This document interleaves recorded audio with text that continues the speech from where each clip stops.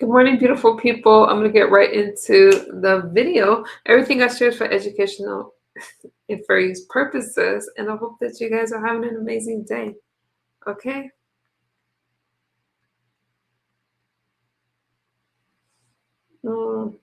Trump in a swearing-in ceremony. Let's go. Oh, look who we have. How are you? It's been a long time. Must be something big happening, huh? You all set? Well, thank you very much. It's a great day for me because I have a lot of confidence in this gentleman. And we're thrilled to swear in our new Secretary of Homeland Security, a great American patriot, to put it mildly, Mark Wayne Mullen. And I want to just say, Mark Wayne, congratulations. Great. You deserve What it. is that Great coming man. at me? Let me also thank Secretary Mullen's beautiful family, including his wife, Christy. Thank you. His sons, Jim and Jace and Andrew, and daughters, Lara, Ivy, Lynette, and other members of the Mullen family. It's a beautiful family. You know this guy. He's our big top wrestling guy. I won't wrestle him for anything. An all-American wrestler. Huh? When do you sleep? We have good genetics in that family. Proud of you.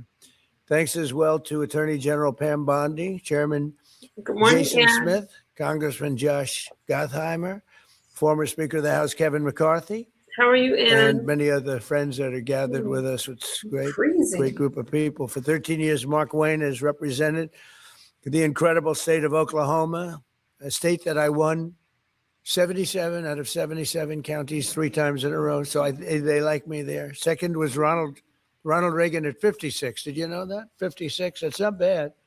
But 77, it's 77 out of 77, I think, right? That's not bad. But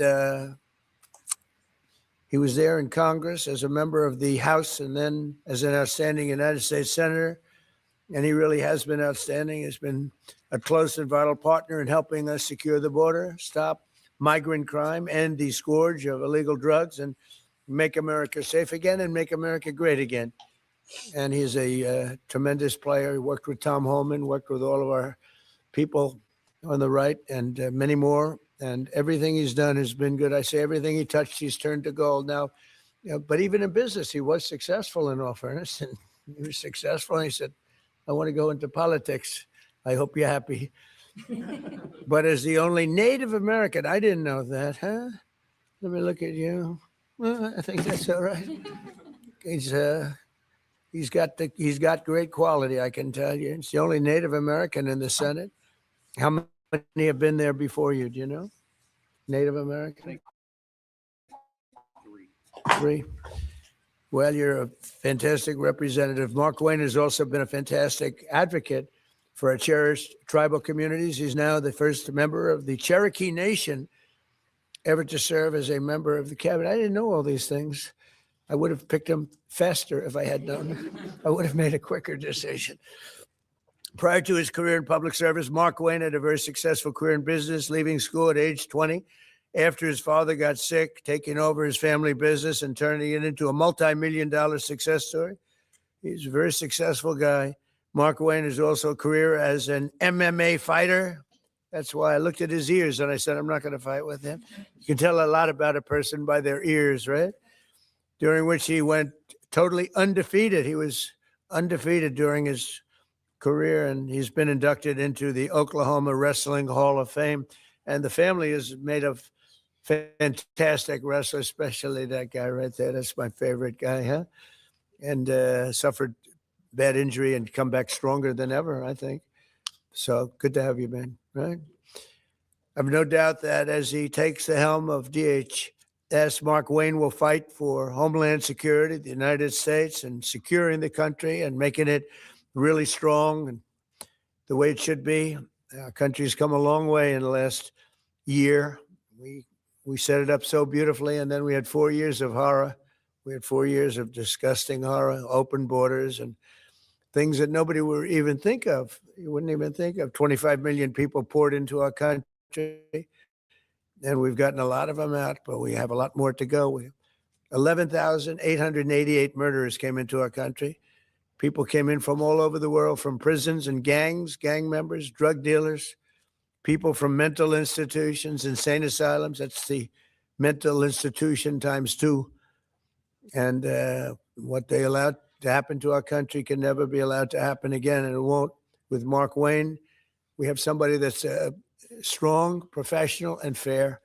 As you know, the department that Mark Wayne takes over today is currently shut down by radical left Democrat thugs in Congress who have blocked all funding for DHS because they're trying to shield illegal alien criminals, gang members. They want to protect them from being taken out of the country, drug dealers, murderers. They're protecting them all. I don't know how people can vote for these people. You know, I see the midterms are close. I don't know what close means, but I don't know how people can vote for them.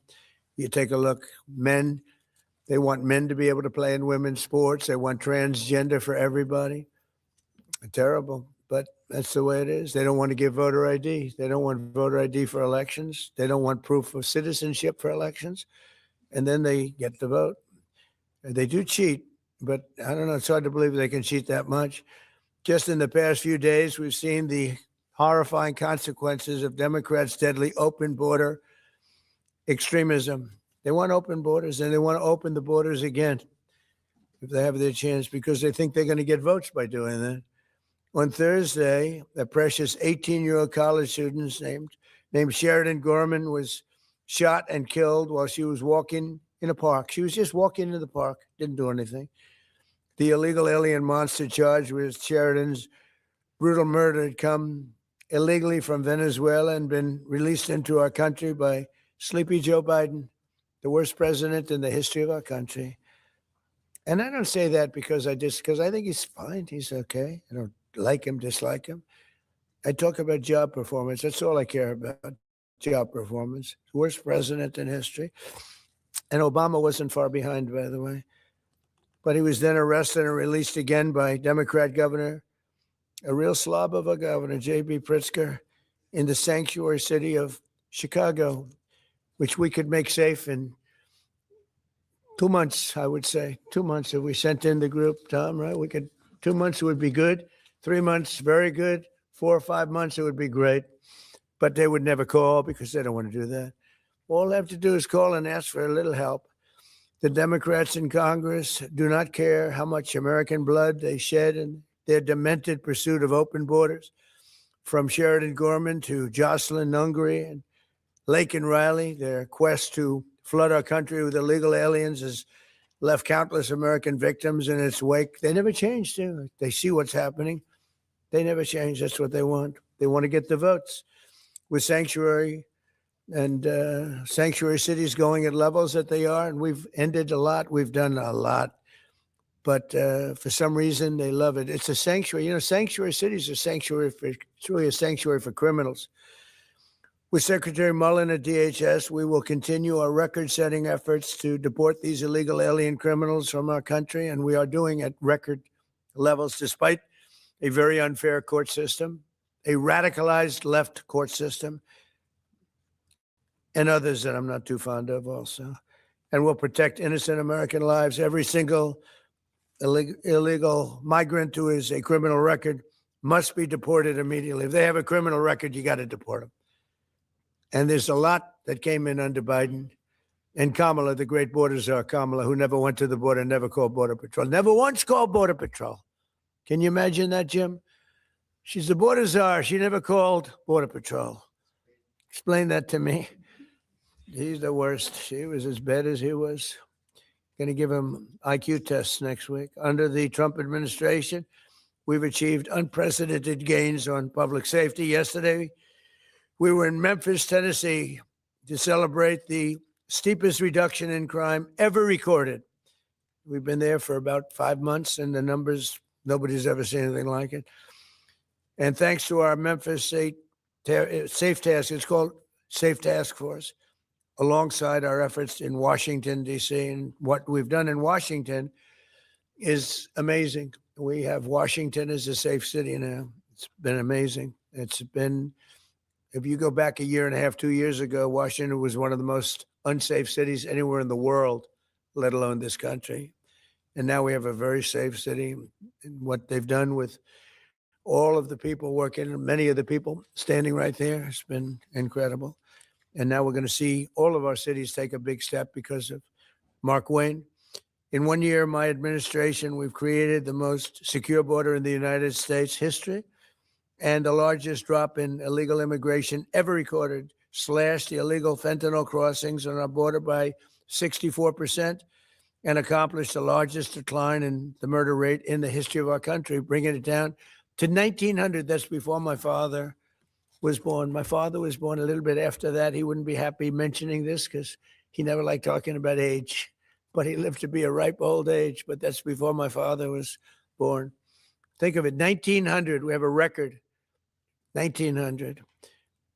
Murders last year were at the lowest level in 125 years, and we're making America safe again. We're doing it at levels that everything we're doing, we're making great. The border is great. The military is great. We're having, by the way, a tremendous success, as you know, in Iran.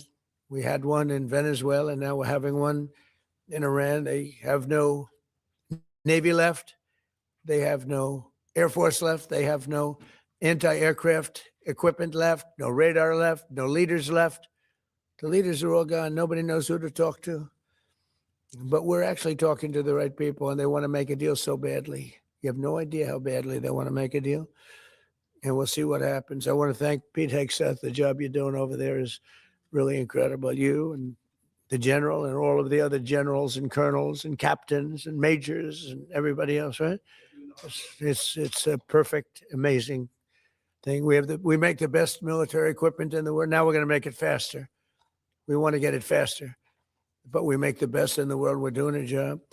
So I'd like to ask Attorney General Bondi to come and do the honors of swearing in a man who's going to do a phenomenal job for our country. And I tell you, your family has to be very proud. You have to be very proud. Everybody wanted this job. I said, there's one man for this job, and I have no doubt he's going to be fantastic. Thank you, Pam. Come on over. Thank you.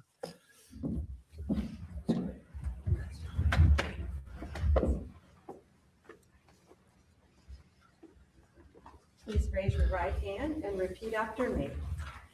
I do solemnly swear, I do solemnly swear, Mark Wayne Mullin, Mark Wayne Mullin, that I will support and defend the Constitution of the United States that I will support and defend the Constitution of the United States against all enemies, foreign and domestic, against all enemies, foreign and domestic, and that I will bear true faith and allegiance to the same, and I bear true faith to allegiance and do the same. and that I take this obligation freely, Take this obligation freely, without any mental reservation without any mental reservation or purpose of or evasion, purpose of evasion, and that I will well and faithfully and that I will well and faithfully discharge the duties of the office discharge the duties of the office on which I am about to enter. which I'm about to enter. So help me God. So help me God. Congratulations, Secretary. Hey.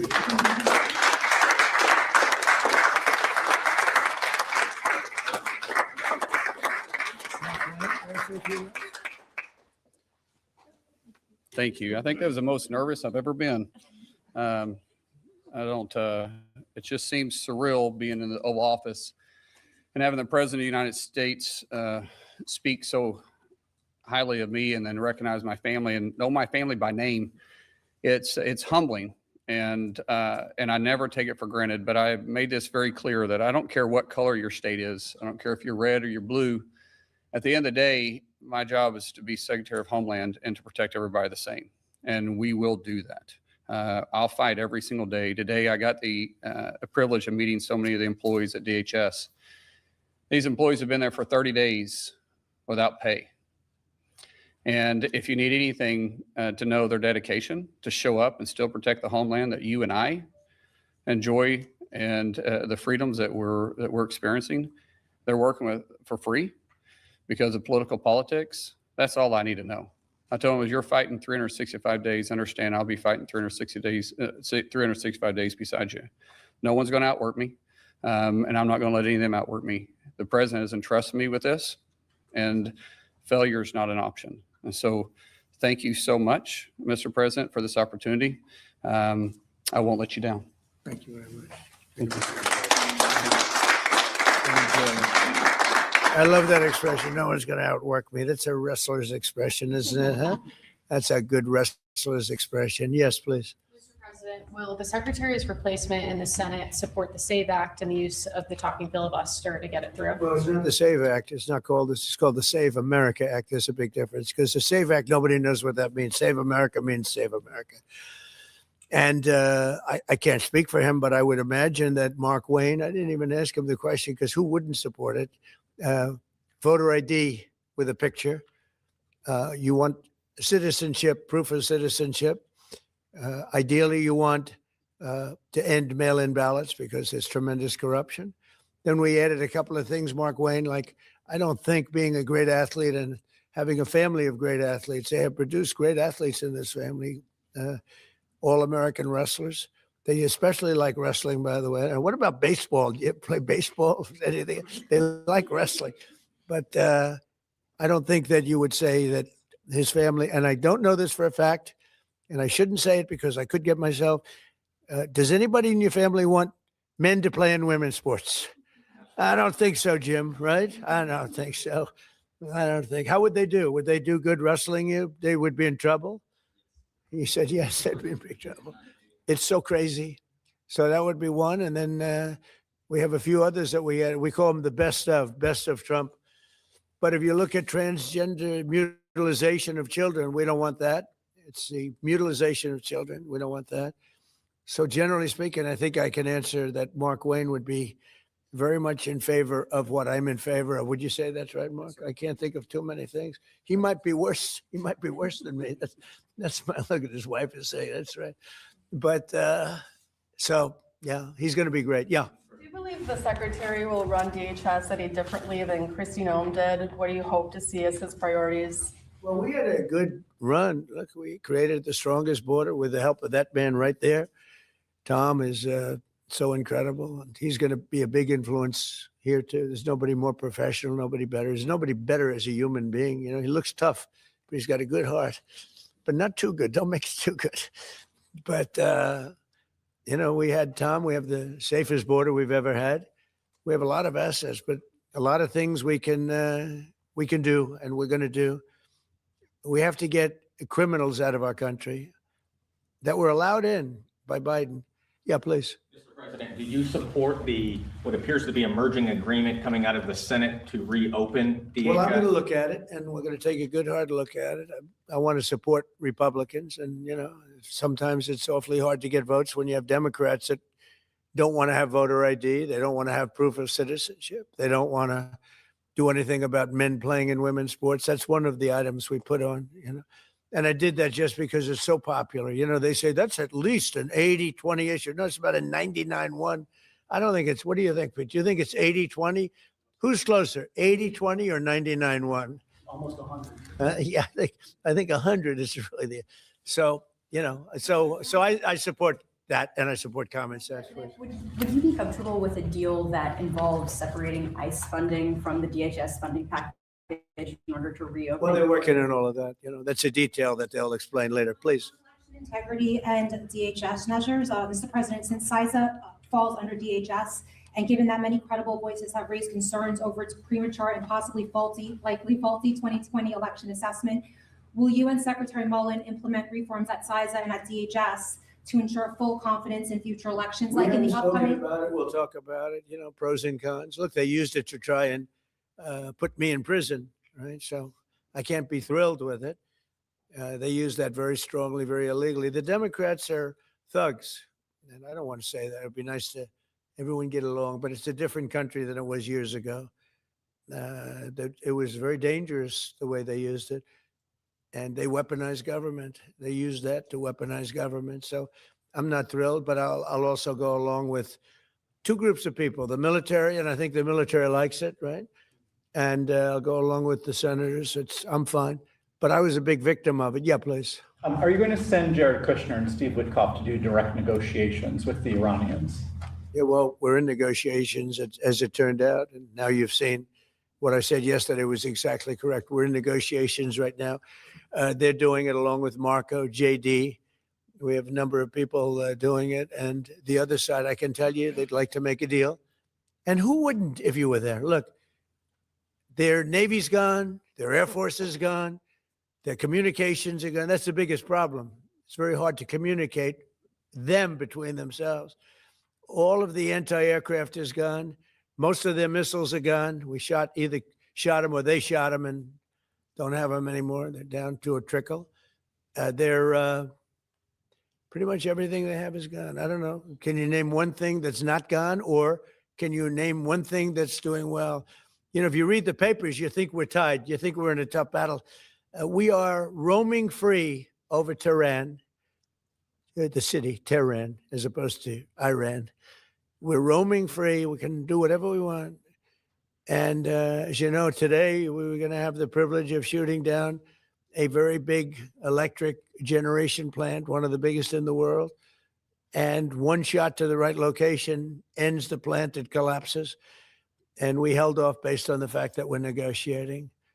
You know, What do you think was the turning point to make you want to pursue a ceasefire? A few days ago, you said you wanted to continue bombing Iran. Now you want to pursue peace talks. Was there something the that fact happened? that they're talking to us and they're talking sense. And remember, it all starts with they cannot have a nuclear weapon. Just, you know, I said yesterday, they said, what are the top 10? I said, well, number 1, 2, and 3 is they can't have a nuclear weapon. And they're not going to have a nuclear weapon. And we're talking about that. And I don't want to say in advance, but they've agreed they will never have a nuclear weapon. They've agreed to that. How do you ensure Greg they won't have a Bovino, nuclear your weapon? former Border Patrol chief, Greg Bovino, said his only regret is that he didn't catch more illegal aliens. What's your reaction to that? Who said that? That's your former Border Patrol chief. He just retired. Well, I mean, we captured a lot. You know, they were allowed into the country by Sleepy Joe and that group of incompetent people that were, he was the worst president ever, the group of incompetent people. To me, that's the biggest scar. You know, inflation, they caused the highest inflation we've ever had. We've already gotten rid of it. The biggest scar is what they did, the people that they're from the Congo, from all over South America. Rough people, really tough people. So, no, I understand what he means. He says, you know, he would have liked to have captured more. I'm not capturing so much as removing. You know, we're removing thousands of people, and many are self-deporting because we're going after them so powerfully that they're self-deporting. Tom, going back, I think that's one of the big unkept secrets. We have thousands and thousands of people, and they're self-deporting. They're going back to where they came from. But what we want really is the criminals. We're really focused on those criminals, getting them out. Yeah. What's your message right now to Democrats and also to Americans that are stuck in airports is really devastating, watching it online because Democrats won't fund DHS? What's devastating? For Americans right now stuck in airports as we speak because Democrats won't. Well, fund they just don't. They won't look. This is a deal that was done in the great big beautiful deal, which gave you the biggest tax cuts ever, including no tax on tips and no tax on Social Security for the seniors. Think of it, no tax on overtime, tax deductions when you buy a car, you take money, pay interest on the money, you deduct it. We've never had that for people buying cars. If it's an American car, only if it's an American car. But they are just they stick together, the Democrats. I tell you, I give them great credit for that. We have some that they're not good stickers. We have guys like Tom Massey in Congress, who's terrible. He's just terrible person. I call him Rand Paul Jr., but they don't vote. Rand Paul, I mean, rarely votes for stuff. Likes me, says I'm a great president. He said the other day, I'm a great president, one of the greatest presidents. But I said, do me a favor, vote for us and don't call me a great. I'd rather have the vote than the statement. But we have people that don't stick together, and those people hopefully will someday be gone. The thing I most respect about the Democrats, even on horrible policy, they stick together. What they do have, though, is horrible policy. Transgender for everyone, open borders, men and women's sports. They have the worst policy that you can imagine. And so whether they stick together or not, I mean, they have just this terrible policy. We have great policy. Republicans have great policy. We have common sense policy, but it's great policy. That's our biggest advantage is our policy is correct. Yeah, please. President, are you encouraging our allies in the Gulf to be more involved in the Iran operation? Say it. Are you encouraging our allies in the Gulf to be more involved in the Iran operation? Yeah, I mean, a little bit, but more NATO. I think our Gulf allies have been pretty good, to be honest with you. UAE's been hit so hard. He got hit by 1,400 rockets, shot them all out of the air with our great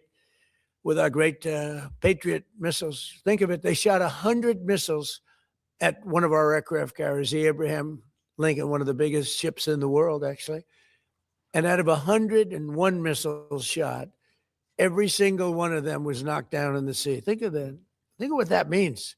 101 missiles, highly sophisticated, very fast missiles shot. Out of 101, all 101 were shot down, and now, for the most part, lie at the bottom of the sea. And pretty amazing, right? Pretty amazing. Our military is amazing, Pete. You know the attack I'm talking about recently? 101 shot. I said, wow. I saw that. You can see we have sort of pretty good equipment that we see. It's called the red line. Those red lines were thick, right? I said, that's a lot. And then we saw them one by one just get shot. And these guys that do the shooting, the coolest cucumbers ever. You know, most people, you don't have a lot of time. When a missile's going at 2,500 miles an hour, I don't care how far away it is, you don't have a lot of time. But I watched them sit down and think. Great students, MITs, a lot of MITs, a lot of guys like this. They're not as much into the muscle as they are this one right here. And amazing to watch them perform under great pressure because they have a matter of seconds to do it. If they don't do it properly, it's a big problem, you know, because these were powerful. These were very powerful missiles coming. And so a lot of people choke. They don't choke. These guys don't choke. They're the best in the world. We have the best in the world. Yeah. Mr. President, what would be your message today to the TSA agents who have been staying home in recent days amid this impasse? Well, some of them are needing money, you know, because the Democrats cut off their money. I blame the Democrats more than anything else. But some of them, you know, they didn't get paid because they're not funded by the Democrats. This is a Democrat problem. In fact, I actually said to the Senate, why would you say this is a Democrat problem? I think the polls are showing it's a Democrat problem. And they'll do anything actually to hurt our country so they can try and win the midterms. And if we ever went back to our old policies, we wouldn't have a country left. If they get a deal, Republicans and Democrats in the Senate, to fund all but enforcement operations of ICE, to get those TSA agents repaid and to open up the rest of the department, would you sign that? Well, I don't want to comment until I see the deal, but as you know, they're negotiating a deal. I guess they're getting fairly close, but I think any deal they make, I'm pretty much not happy with it. These guys came in, they wouldn't pay people. You know, they had a deal to pay. They had to break their deal. The Democrats broke the deal that we had. It was all done. Everything was fine. And then they just said, well, we're not going to pay anymore. And they hurt our country. And at a very difficult time because, you know, we are at, as they would say, a war. They call it a war. I call it a military operation, a very successful one, like successful like nobody's ever seen before. Hey, Venezuela was equally as successful. That was a great thing. No, the Democrats had a deal. It was a done deal. And then they said, well, we're not going to pay. And so a lot of people suffered over that and put our country in danger. You have another question? You haven't been here in a while. Well, on Iran, can you give us any more sense of who exactly in Iran it is, either Witkoff and Kushner and others are speaking with? Yeah, we had, I hate to say this in front of these young people. They're not children. I spoke to most of them. They sound like adults to me, even though they are sort of children, right? They'll always be your children. But I hate to say it, but we killed all their leadership. And then they met to choose new leaders, and we killed all of them. And now we have a new group, and we can easily do that. But let's see how they turn out. We have really regime change. You know, this is a change in the regime. because the leaders are all very different than the ones that we started off with that created all those problems. So this was, I think we can say, Jason, this is regime change, right? What makes you trust them? I don't trust anybody. I don't trust you. I mean, that's only because I know you. But if I didn't know you, I'd probably have more trust.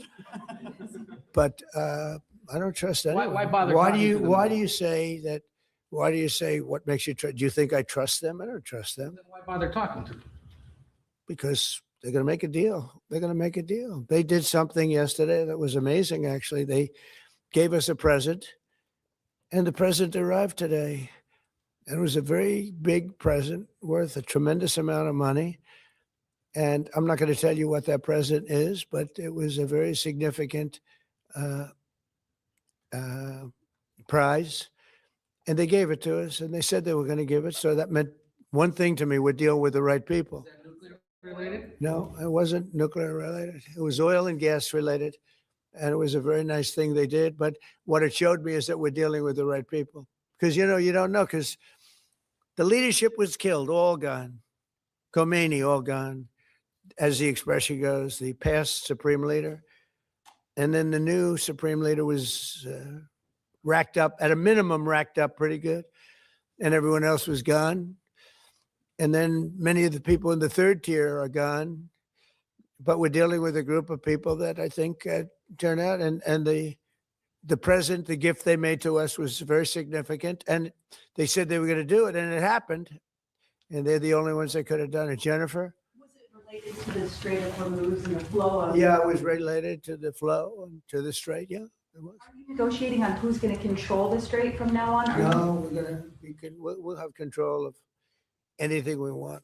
Look, if we can end this without more lives being down, without knocking out $10 billion electric plants that are brand new and the apple of their eye, I'd like to be able to do that, you know.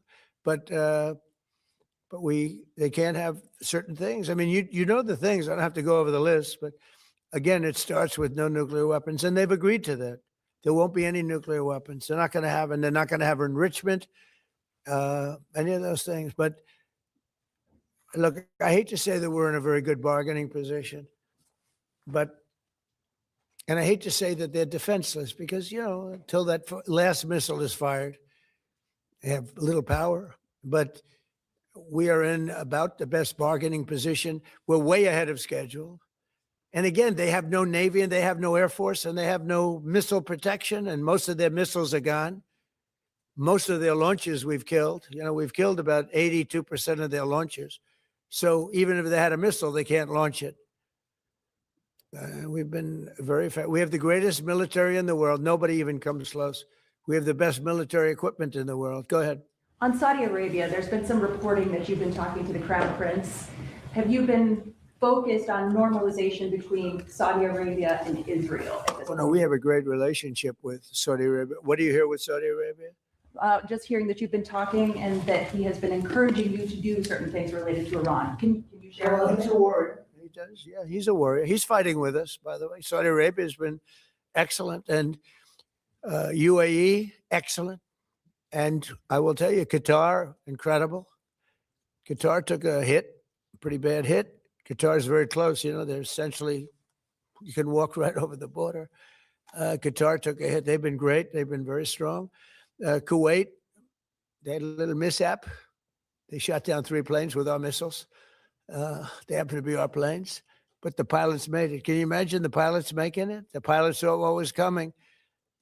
And they said, those are Patriots. We're not going to escape Patriots. And they got out of there pretty quick, Pete, right?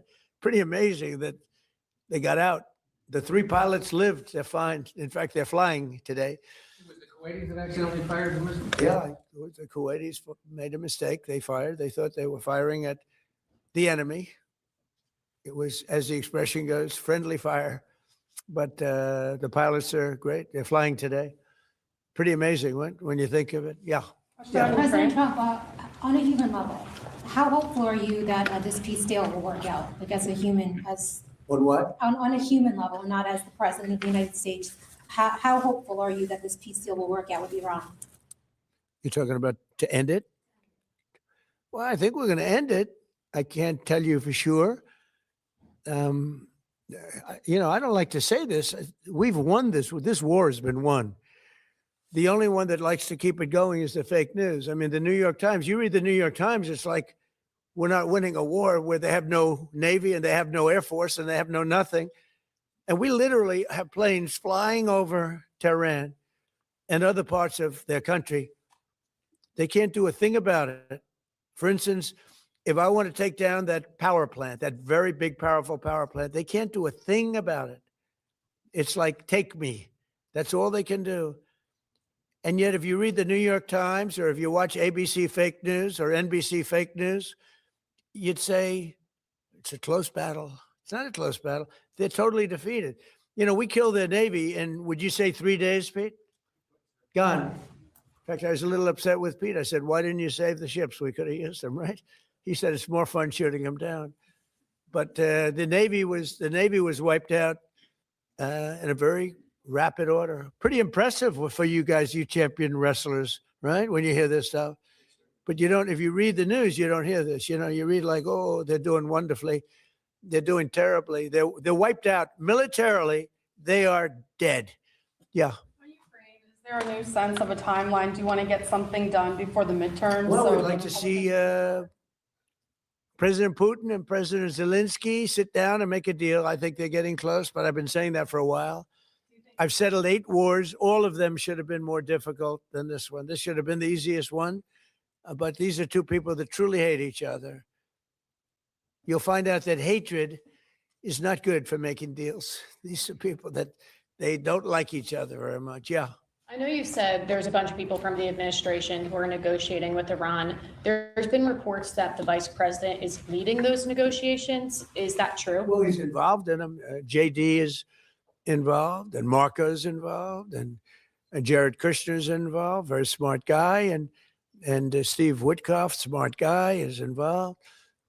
And I'm involved. I'm involved. Why? I'm going to be so big. Oh, I don't want to talk about it. I'm the president of the United States, Tom, and I'm not going to talk about it. It's beneath me to talk about saving millions of lives, because that's what you're talking about. You're talking about saving millions of lives. If Iran had a nuclear weapon, they would have used it. And if I didn't end the horrible Barack Hussein Obama Iran nuclear deal in my first administration, they would have had a nuclear weapon 3 or 4 years ago. They would have used it. I would have never gotten the chance probably to be president. Who knows what it would have been so devastating. And if we didn't send those beautiful B-2 bombers, they took them off my desk. They were right there. I don't know why. But if we didn't have those beautiful, the B-2 hit, which was so we obliterated, despite CNN. CNN said, well, maybe the word obliteration said, no, we obliterated it, just obliterated their nuclear potential. You would have had them having 2 weeks after that attack, had we not made the attack, they would have had a nuclear weapon. They would have absolutely used it. And they would have used it on the entire Middle East, including Israel. And you know why you see that? Because unexpectedly, when this war broke out, unexpectedly, they started sending missiles to UAE, Qatar, Saudi Arabia, Kuwait, Bahrain, and elsewhere. And nobody thought they were going to. Were you equally surprised by that, Pete? Way more than we thought. Pete, do you want to give about a 3-minute statement on how we're doing in this, as I call it, military operation? People don't like me using the word war, but so I won't. But the Democrats go to war. How about a little statement? I think he's done a very good job. Do we agree he's done a good job, Mark? What? Can we take some of your time? Well, thank you, Mr. President. You're spot on. Never in history has a modern military, Iran had a modern military, a modern Navy, a modern Air Force, modern air defenses, leadership, massive bunker. Never has a modern military been so rapidly and historically obliterated, defeated from day one with overwhelming firepower. The air campaign that we've conducted, that Israel's conducted alongside us, was one for the history books, truly. And it's because we have a president of the United States that when he sends his warfighters out to fight, he unties their hands to actually go out and close with and destroy the enemy as viciously as possible from moment one. And that's why we see ourselves as part of this negotiation as well. we negotiate with bombs. You have a choice as we loiter over the top of Tehran, as the president talked about your future. The president has made it clear that you will not have a nuclear weapon. The War Department agrees. Our job is to ensure that. And so we're keeping our hand on that throttle as long as hard as is necessary to ensure the interests of the United States of America are achieved on that battlefield. This is not Iraq and Afghanistan. This is not a president who's interested in vague end states. He's been very clear with us about what we need to accomplish, creating the conditions for them never to have a nuclear capability. And that's exactly what we're doing in historic fashion. Thank you, Mr. President. Thank you. Appreciate it. Thank you. Great job. Mr. President, You know, the only two people that were quite disappointed, I don't want to say this, but I have to. I said, Pete and General Raisin Kane, I think this thing's going to be settled very soon. Here they go. Oh, that's too bad. Pete didn't want it to be settled. It's these guys are doing a great job. That's a good attitude, though, Tom, right? They were not interested in settlement. They were interested in just winning this thing. Yeah, please. Mr. President, can you, just taking things locally, hopefully not doing international affairs for a second, do you support the construction of the Second Avenue subway in New York City, and will your administration? Wow, that's really far out, correct? You know, the Second Avenue subway has been under construction for, you're a young guy, is longer than you are old, okay? That's been under construction. I haven't heard about the Second Avenue subway in 20 years. What the hell kind of a question is that? I guess they got to get it finished. They spent trillions of dollars practically. No, they spent more money on that than on anything, I think, in the history of our city, in New York City. And it's been under construction for a long time. It's very sad, actually. The only thing maybe worse was Gavin Newsom, the governor of California, his train, I call it his train wreck because it's a wreck. That's been years. It's literally 30 times over budget. Nobody's ever seen anything like it. And it doesn't go to San Francisco and Los Angeles like it was supposed to. They decided to cut it way short because there was no way they could finish it. But it's one of the worst. I've never seen anything like it other than the worst, the Federal Reserve building for almost $4 billion, little building that's going to cost a renovation for $4 billion, headed by our highly incompetent head of the Federal Reserve. Yeah, please. Mr. President, would you be open, are you hoping to see the Senate pursue Reconciliation 2.0 to fund ICE and pass the Save America Well, Act? we'll see about reconciliation. We're certainly talking about reconciliation, I think, Mark Wayne, right? Do you want to talk about that for a second? Now that he's working, we can get him to do this. Thank you. Lindsey Graham, the chairman where the reconciliation will funnel through, he is committed to making sure we get reconciliation through. If that is in some form with funding ICE, possibly backfilling from the One Big Beautiful Bill, but also more importantly, the Save American Act. There's a framework that we can do through reconciliation, paying for it, put some of the policies that cost money in, because there's nothing more important than the Save American Act. I mean, that's what the American people want. There's 80% of the population say they want only Americans voting, citizens that are registered to vote, citizens that have done it the right way. And I believe that everybody wants an election integrity. So fortunately, Lindsey Graham has said through reconciliation, he's willing to put the framework out for that. And I think that was said so beautifully, so concisely, so well, your father, that we should let him have the last word, and that was it. That was the last word. Did he do a good job? Are you impressed with your father? Never been more impressive than anybody in my life. How about me? Don't answer. Don't answer. Don't answer. No, you like your father better, okay? Come here. Look at this guy. Come here.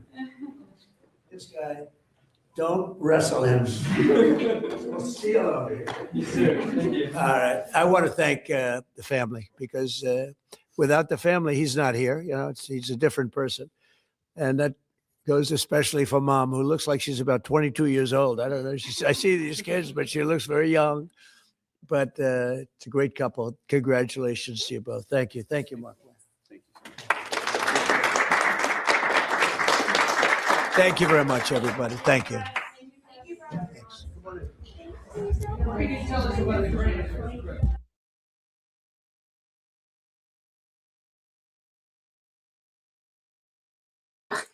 That was awesome. That was awesome. So what do you guys want to watch? Let's see what's going on with this war.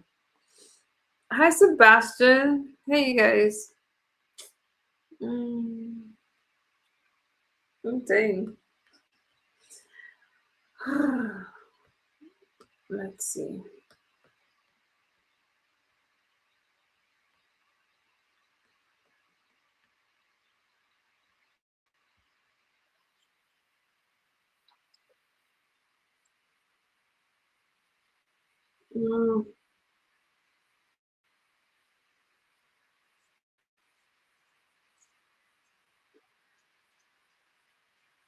Key Gulf sites, such as this attack on an oil refinery in Hi Kuwait from last Thailand. week. I see you. And there Hey, are Scott. rising concerns about Iran's military capabilities outside of the Middle East. Now, Friday, Iran fired 2 missiles at the fine, island of Market Diego Words. How are you? Garcia down here, a joint U.S. military and British military base in the Indian Ocean. It lies about 2,500 miles away from Iranian territory. Neither missile hit.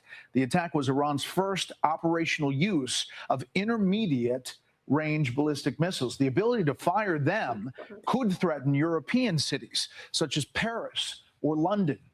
Just over 2 weeks ago, Iran's foreign minister claimed his country had intentionally limited the range of its missiles below that distance. We have capability to produce missiles, but we have intentionally limited ourselves to below 2,000 kilometers of range because we don't want to be felt as a threat by anybody else in the world. Now, one of President Trump's stated goals of Operation Epic Fury is to destroy Iran's ballistic missile arsenal and production capability. As the president's Friday deadline to reopen the Strait of Hormuz approaches, thousands of U.S. Marines are expected to arrive in the Middle East that same day. You can see all of the U.S. assets, military assets, already in the region.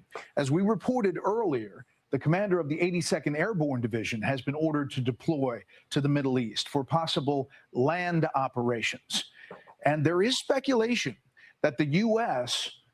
could or would use ground forces for missions inside Iran or possibly to take Karg Island right here. Now, Karg Island is a 5-mile strip of land in the Persian Gulf. It holds Iran's most important oil facility, an export terminal that handles 90% of the country's crude. As Iran continues to export oil and fund its military, the Trump administration is reportedly considering an operation to seize that island. Such a move would carry risks for American forces. If they had to travel through the Strait of Hormuz, they would well be within range of Iranian missiles and drones. Another point of contention in the strait is Abu Musa and the Greater Tomb and Lesser Tomb. These are islands, the islands controlled by Iran, but claimed by the UAE, the Emirates. They've long been a source of dispute between the two countries. They straddle, as you can see here, the mouth of the Strait of Hormuz, offering significant strategic value near the world's most critical energy choke point. But first, breaking tonight, President Trump insists the U.S. and Iran are talking about ending their conflict. He says he has received a significant gift from Iran related to the Strait of Hormuz. You guys, oh, wait. Time, Iran's parliament speaker is still denying talks with the U.S., calling it fake news. Do you guys think this is going to end soon, or how much longer you think it's going to go? I hope they end it. And vowing complete victory in the conflict. Senior national correspondent Rich Edson starts us off tonight live from the North Lawn of the White House. Good evening, Rich. Good evening, Brett. The United States has sent Iran a 15-point peace plan, much of it dealing with refusing to allow Iran to enrich uranium on their territory, dismantling much of their capability to do that. Also, its support for proxies in the region. Though it's unclear if the Iranians will agree to that. The administration has not commented on that plan, much of it being reported in Israeli media right now.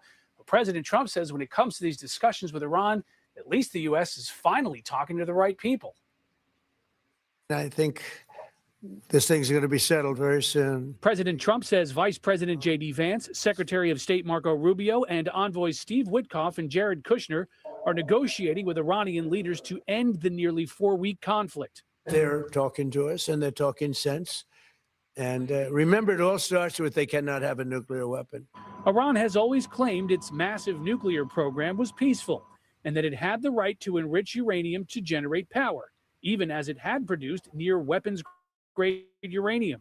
The president says Iran has conceded that right and that Tehran even gave the United States a, quote, very big present worth a tremendous amount of money relating to the flow of oil in the Strait of Hormuz.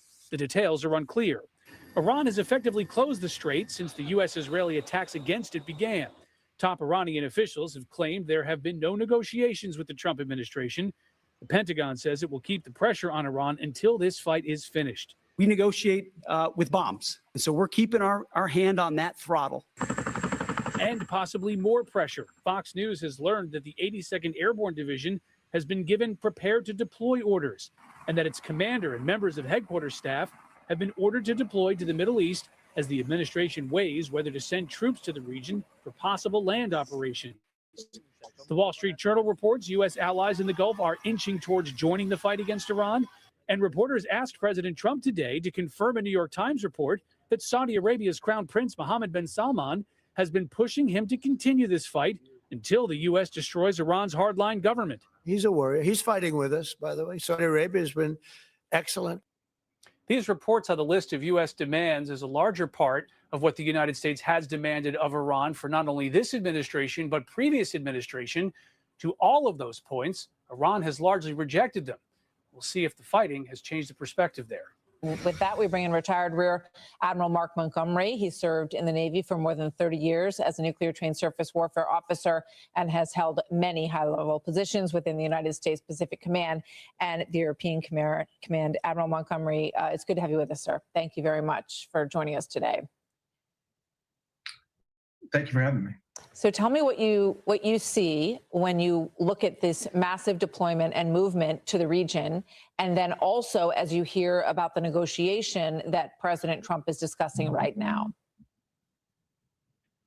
Yeah, the Marines coming from Japan, which is the unit that is arriving in the next 24 to 48 hours, they make perfect sense to me. They could easily do a non-combatant evacuation operation if we needed to. You know, if one of our embassies became unstable or there was threats to American citizens abroad, perfect sense for that.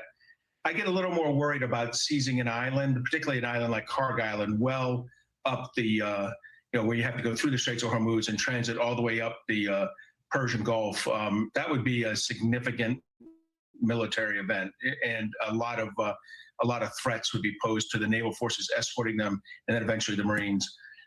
Same with the islands in the Straits, although I will say there's an island called Larak Island just south of Hormuz Island on your chart there. That's the island that's used to, quote, tax or toll ships coming through there. That could be an island that certainly we should destroy the Iranian equipment on it. And then, potentially, if you want to seize an island, that's one that's fairly farther away from the mainland and much more easier for us to project force into and protect.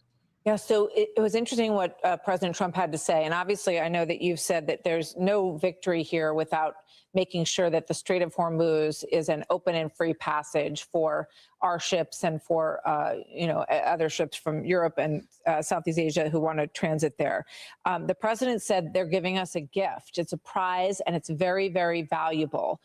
Your thoughts on what that might be, especially as you talk about these islands and the places that have control over this whole region of the Gulf? In the op-ed I wrote, what I said basically was, look, if your strategic end state is not regime change, and apparently it's not because we're not working to do that, then it has to be changing how the regime operates, which we're doing. We're doing a great job removing their ballistic, drone, maritime threats. But you don't change how they operate if at the end of the day they control access to the Straits of Hormuz. Because if they do, our Arab, their Arab neighbors, our Arab partners, Israel and ourselves, will continue to be threatened by the Iranians. So I think at the end of the day, this has to be, we've rolled back all their military capability and capacity, and we control access to the Straits of Hormuz. Otherwise, this will be a short-term Pyrrhic victory for the United States. I just have about 20 seconds, but you also said that it would be a big mistake to end the military operations too soon. Exactly. If you want to open up the Straits of Hormuz, we need to take the attacks particularly against the maritime and the mines and drones to their natural conclusion, which is about 2 weeks. All right, fascinating. I hope you can join us again, Rear Admiral Mark Montgomery. Very good to have you here, sir. Thank you, Admiral. Let's bring in Michael Oren, former Israeli ambassador to the United States. He joins us now from Tel Aviv. Mr. Ambassador, always good to have you on. What do you make of the news from the president that the United States and Iran are in talks potentially to bring an end to this conflict?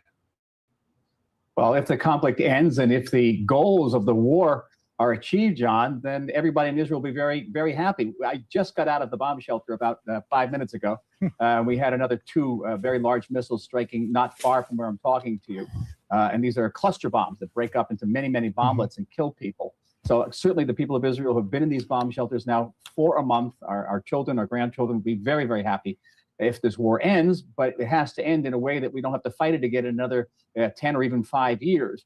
And according to the Israeli reports tonight, there are 5 goals here, John. One is to make sure Iran doesn't get a nuclear weapon, as the president said during his press conference, to make sure that Iran can't build these long-range, huge ballistic missiles again, that Iran will stop supporting terror throughout the world, and that it will ship out the nearly 1,000 pounds of highly enriched uranium, which it has, which can make 11 atomic bombs out of that. Very, very dangerous.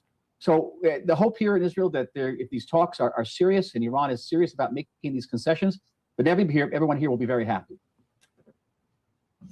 So as far as, this question over whether or not Iran can be trusted and whoever this is that the White House is negotiating with, what do you say about that? President Trump insisting just a few moments ago that they will make a deal while also saying that Iran cannot be trusted. So how do you wrap your mind around that? Very simple, actually. You trust them, but with supervision. They have to be every concession that Iran makes. Say they're not going to have a nuclear weapon. Say they're not going to make these huge ballistic missiles. And you see the size of these things on your screen there. They're huge. They're the size of a bus. You have to have inspectors go in there. And they have to be deep inspections without restrictions.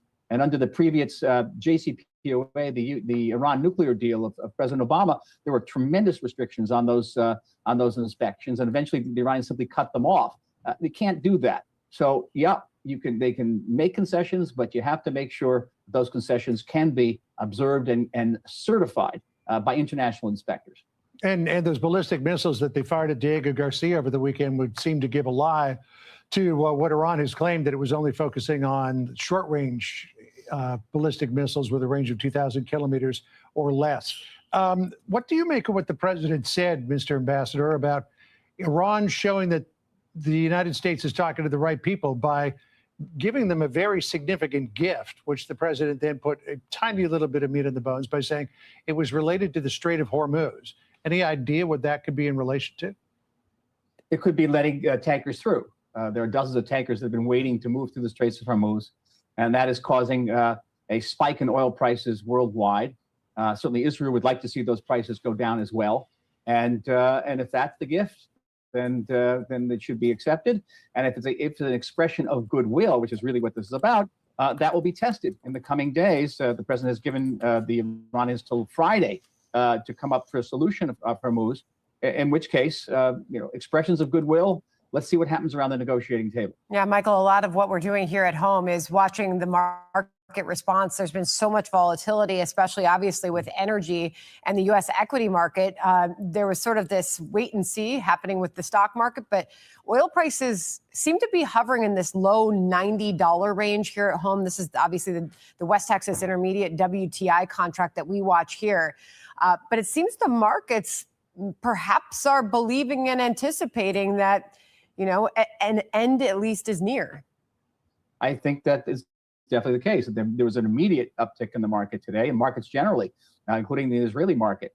And again, it is the increase of 25 or 30% in gas per gallon is very painful for working Americans. We certainly understand that here. It is, however, about half of what people anticipated. If you read the New York Times, they expected oil to go up to about $180 a barrel. It has not. Mm-hmm. So we hope it goes back down to 60. Right now it's around 90. And again, it's not good, but it could be much worse. Mr. Ambassador, the one big question that a lot of people have, including myself, and I'm sure you might as well, is who is the U.S. engaging with? There have been some reports that it's Mohammad Ghalibaf, who is the Speaker of the Iranian Parliament.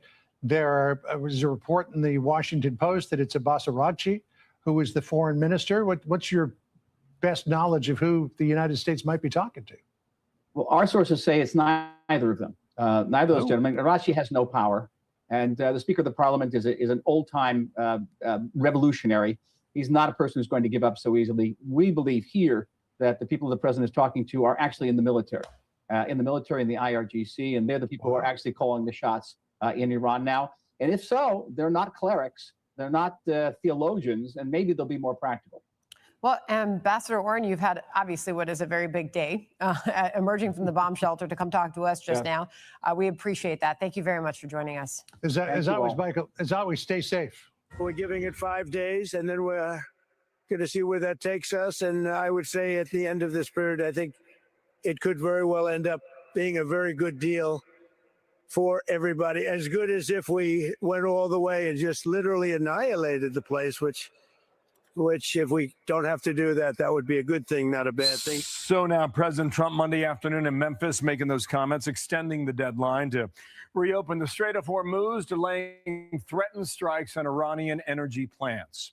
This comes as U.S. forces continue to keep the pressure on the regime by hitting key military targets, as well as the Israelis. Lucas Tomlinson back in Dubai for today's update from there. Lucas, hello. Good morning, Bill. UAE's top diplomat says this country will not be blackmailed by terrorists as the rhetoric heats up against Iran as Iran fires 17 more drones and 5 ballistic missiles at this country as President Trump thinks he's getting closer to a deal with Iran. They want peace. They've agreed they will not have a nuclear weapon, et cetera, et cetera. But we'll see. You have to get it done. But I would say there's a very good chance. Now, after initially denying any talks were taking place with the U.S. side, Iran's foreign minister has held separate calls with his counterparts from Egypt, Oman, Pakistan, and Turkey, the same countries reportedly attempting mediation with the U.S. and Iran to end the war. India's foreign minister has reportedly spoken with Secretary Rubio. India now using warships to escort its tankers through the Strait of Hormuz. And as negotiations appear to have taken off, U.S. jets continue picking off targets in Iran. Now more than 9,000 strikes since the start of the war more than 3 weeks ago, including Greater Tum Island. This island is one of 3 in the Strait of Hormuz, claimed by the UAE, Bill, but controlled by Iran, and perhaps a destination for those Marines in the future on their way here. And aboard the USS Abraham Lincoln, F-18 Super Hornets, F-35 stealth fighter jets, and EA-18 Growler electronic warfare jets with jamming pods under the wing continue to launch day and night from the flight deck. And B-52 bombers now launching strikes from RAF Fairford in Britain with a full complement of 24 2,000-pound satellite-guided penetrator bombs. Those normally need to be dropped 5 to 15 miles from the target. And last night, British forces shot down 14 drones over Iraq and A-10 Warthogs, destroying Iranian-backed proxy forces in Mosul. And more C-17 transport flights have left the United States with paratroopers and likely special operations forces aboard bound for the Middle East, Bill. Wow, that is a lot. Lucas, thank you. Lucas Tomlinson in Dubai. Dana? For more on this, Leary Ventures Chairman Kevin O'Leary joins us now. Kevin, welcome to you. It's important we have you here today because I feel like people are looking for guidance on what's happening, on what they should be doing with their money. They're watching these very volatile markets, whether it's the U.S. equity markets, the energy markets. What do you tell people when they stop you on the street and they say, what the heck is going on? What should I do with my investments? What do you say? What's going on is a huge opportunity to provide stability to one of the fastest growing areas on Earth. You've got to remember, only a week ago, we did not have UAE, Bahrain, Saudi Arabia talking about finally ending the status quo. This is brand new information. And why you should care about that is a lot of people don't understand what that area is. It is the gateway to Asia. So from an investor's point of view, and that's what I'm going to give you now, what institutional money is talking about today is, are we at a place now where finally, whatever the end game is, it's not about the price of oil anymore. Yes, that's important, but you've seen the volatility of oil go from 88 to 110 based on what the outcome is going to be. And here's what the outcome could be. And this is the optimistic scenario. If there's a coalition of the willing, and I'm talking about the United Arab Emirates, Saudi Arabia, Bahrain, Qatar, coming together as part of this settlement and cutting a deal with its, let's call it, rogue nation neighbor, Iran, you've got to remember something about history. I'm a history buff. It's the only thing I got 100 in college. This nation, only 60 years ago, Iran, was a nation of poets, mathematicians, artists. That's why they were able to basically enrich uranium in the first place. These are smart people. They don't want to be in the place they're in. They've had bad luck with leadership. What the market smells here is a new world order where this is finally settled and capital can go back to work. You got to remember, just the UAE alone is number 3 in AI in the world. It's United States, China, United Arab Emirates. And right now, there's instability. They don't want this. They want this thing over with. They want their tourism back. They want their data centers stable. They want to keep developing AI. And we want to keep investing there. I smell something good coming, and so does the market.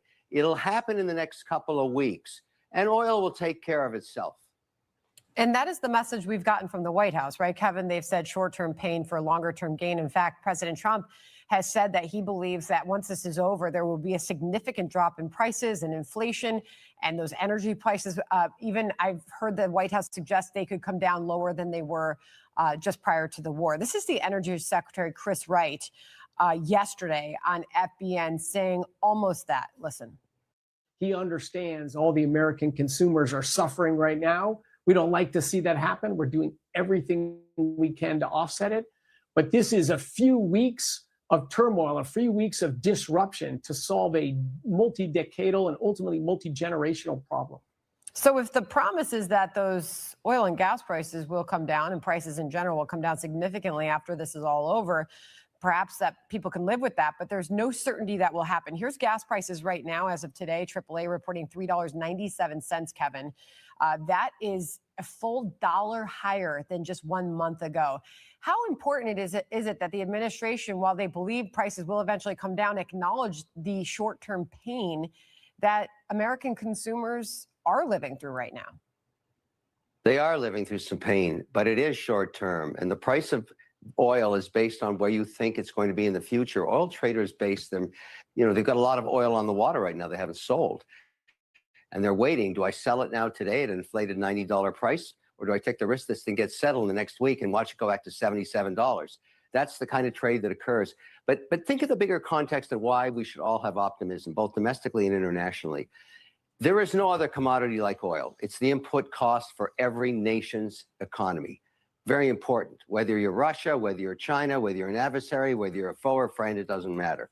Number 2, everybody has a stake in the game on this one because Europe, they got to get this strait opened up. The Chinese need it. The Asians need it. Japan's got 73% of their oil going through it.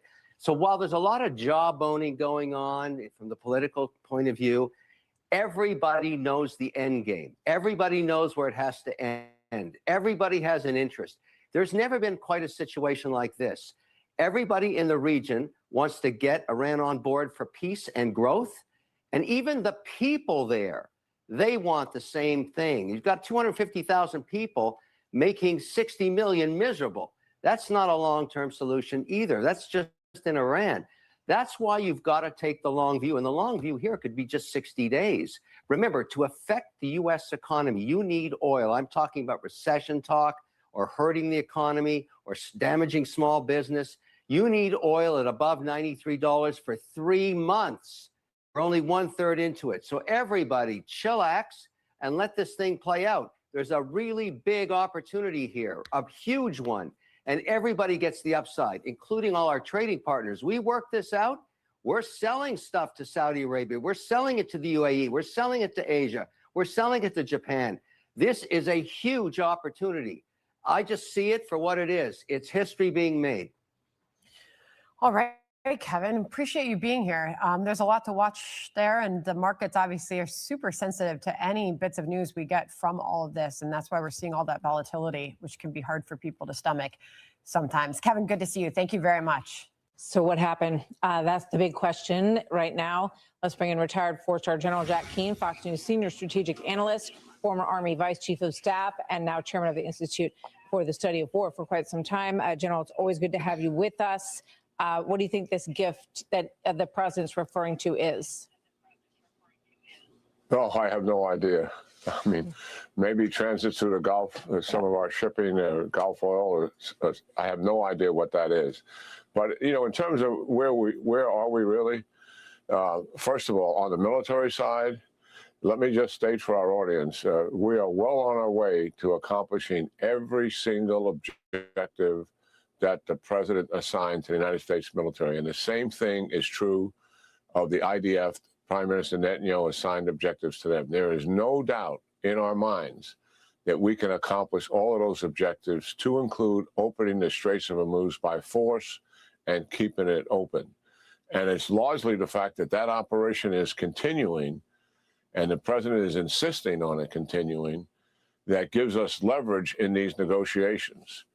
And while we can't get into the details of what those negotiations are, I mean, based on what I do know in a general sense about it, while the regime likely would stay in power, they're surrendering everything that we would take away from them using military operations.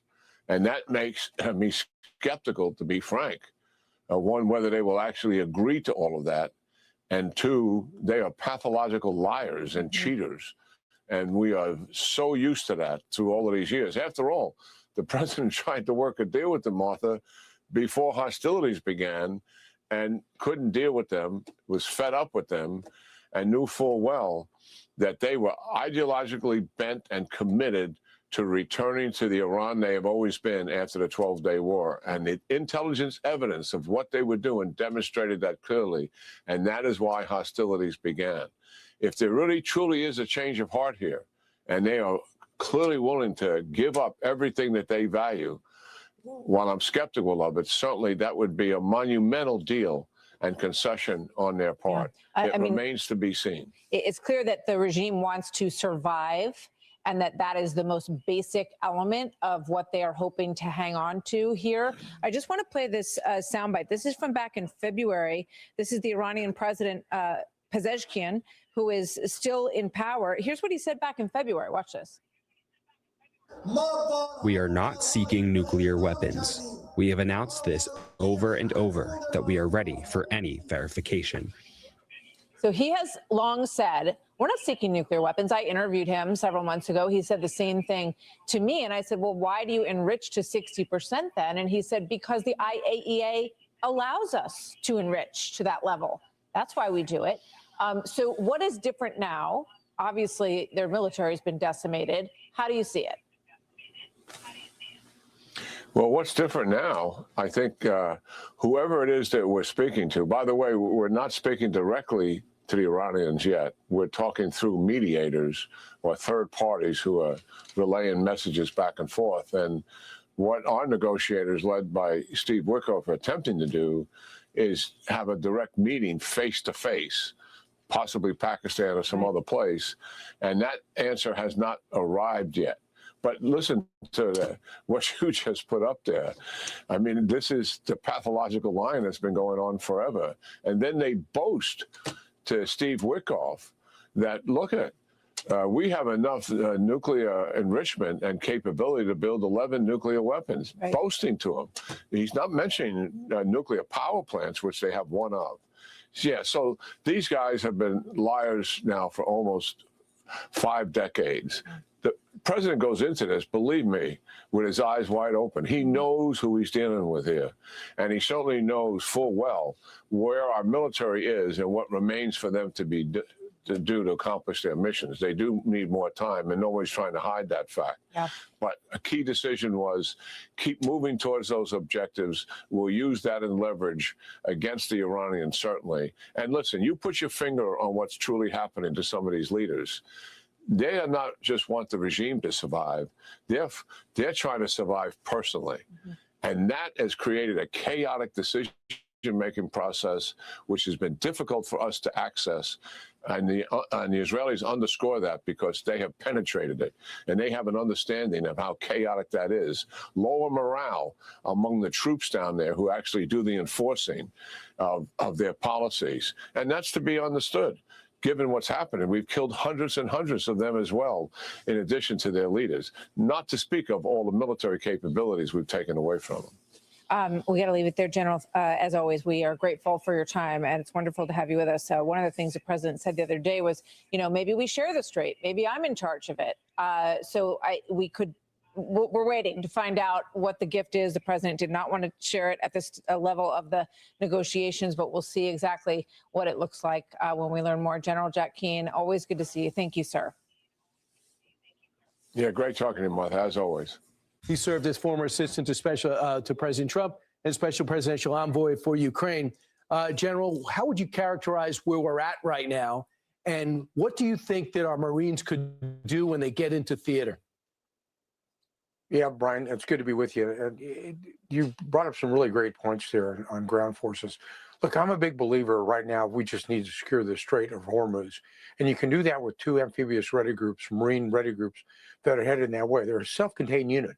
They've got aviation assets, they've got helicopter assets, they've got 2,500 Marines on each one of the ARGs, and they can open up the straits out there and occupy that ground. Look, I'm a big believer in putting boots on the ground, not necessarily into Iran, but taking Karg Island and also taking the Strait of Hormuz.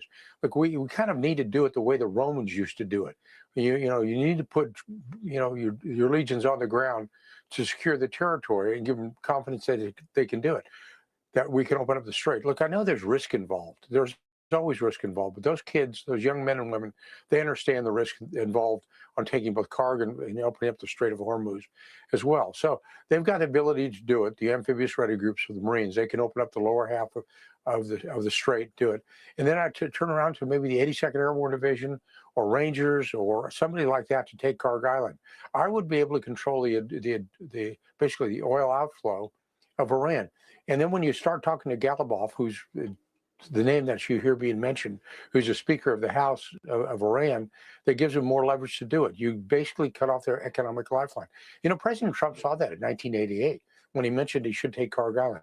And he's the only president that's had the guts to be able to launch forces into the Gulf region to take control of that. I mean, it controls not us, it controls much of the economies of the Far East and also partially of Europe. And they've got responsibility as well. So when you talk about risk, you talk about when you take an island, you also become a target. They know where we are at, and they'll know how to get to us, and they could go try to get lucky once. Would you go to that island with missile defense, with some type of drone defense? Oh, absolutely. I mean, you take it out. I mean, the risk I'm talking about do is we go with when it, you've got for soldiers, example, sailors, General? airmen, and Marines, you understand that. But General, do we go with the say island again? and be able to deploy some type of anti-drone technology and some missile defense? So when we get there, we have some protection. Oh, absolutely. But you have protection with the ARG itself, with the ships of the ARG that are there. Plus, you have the air support of the ARG, the U.S. Marine Corps that's got there.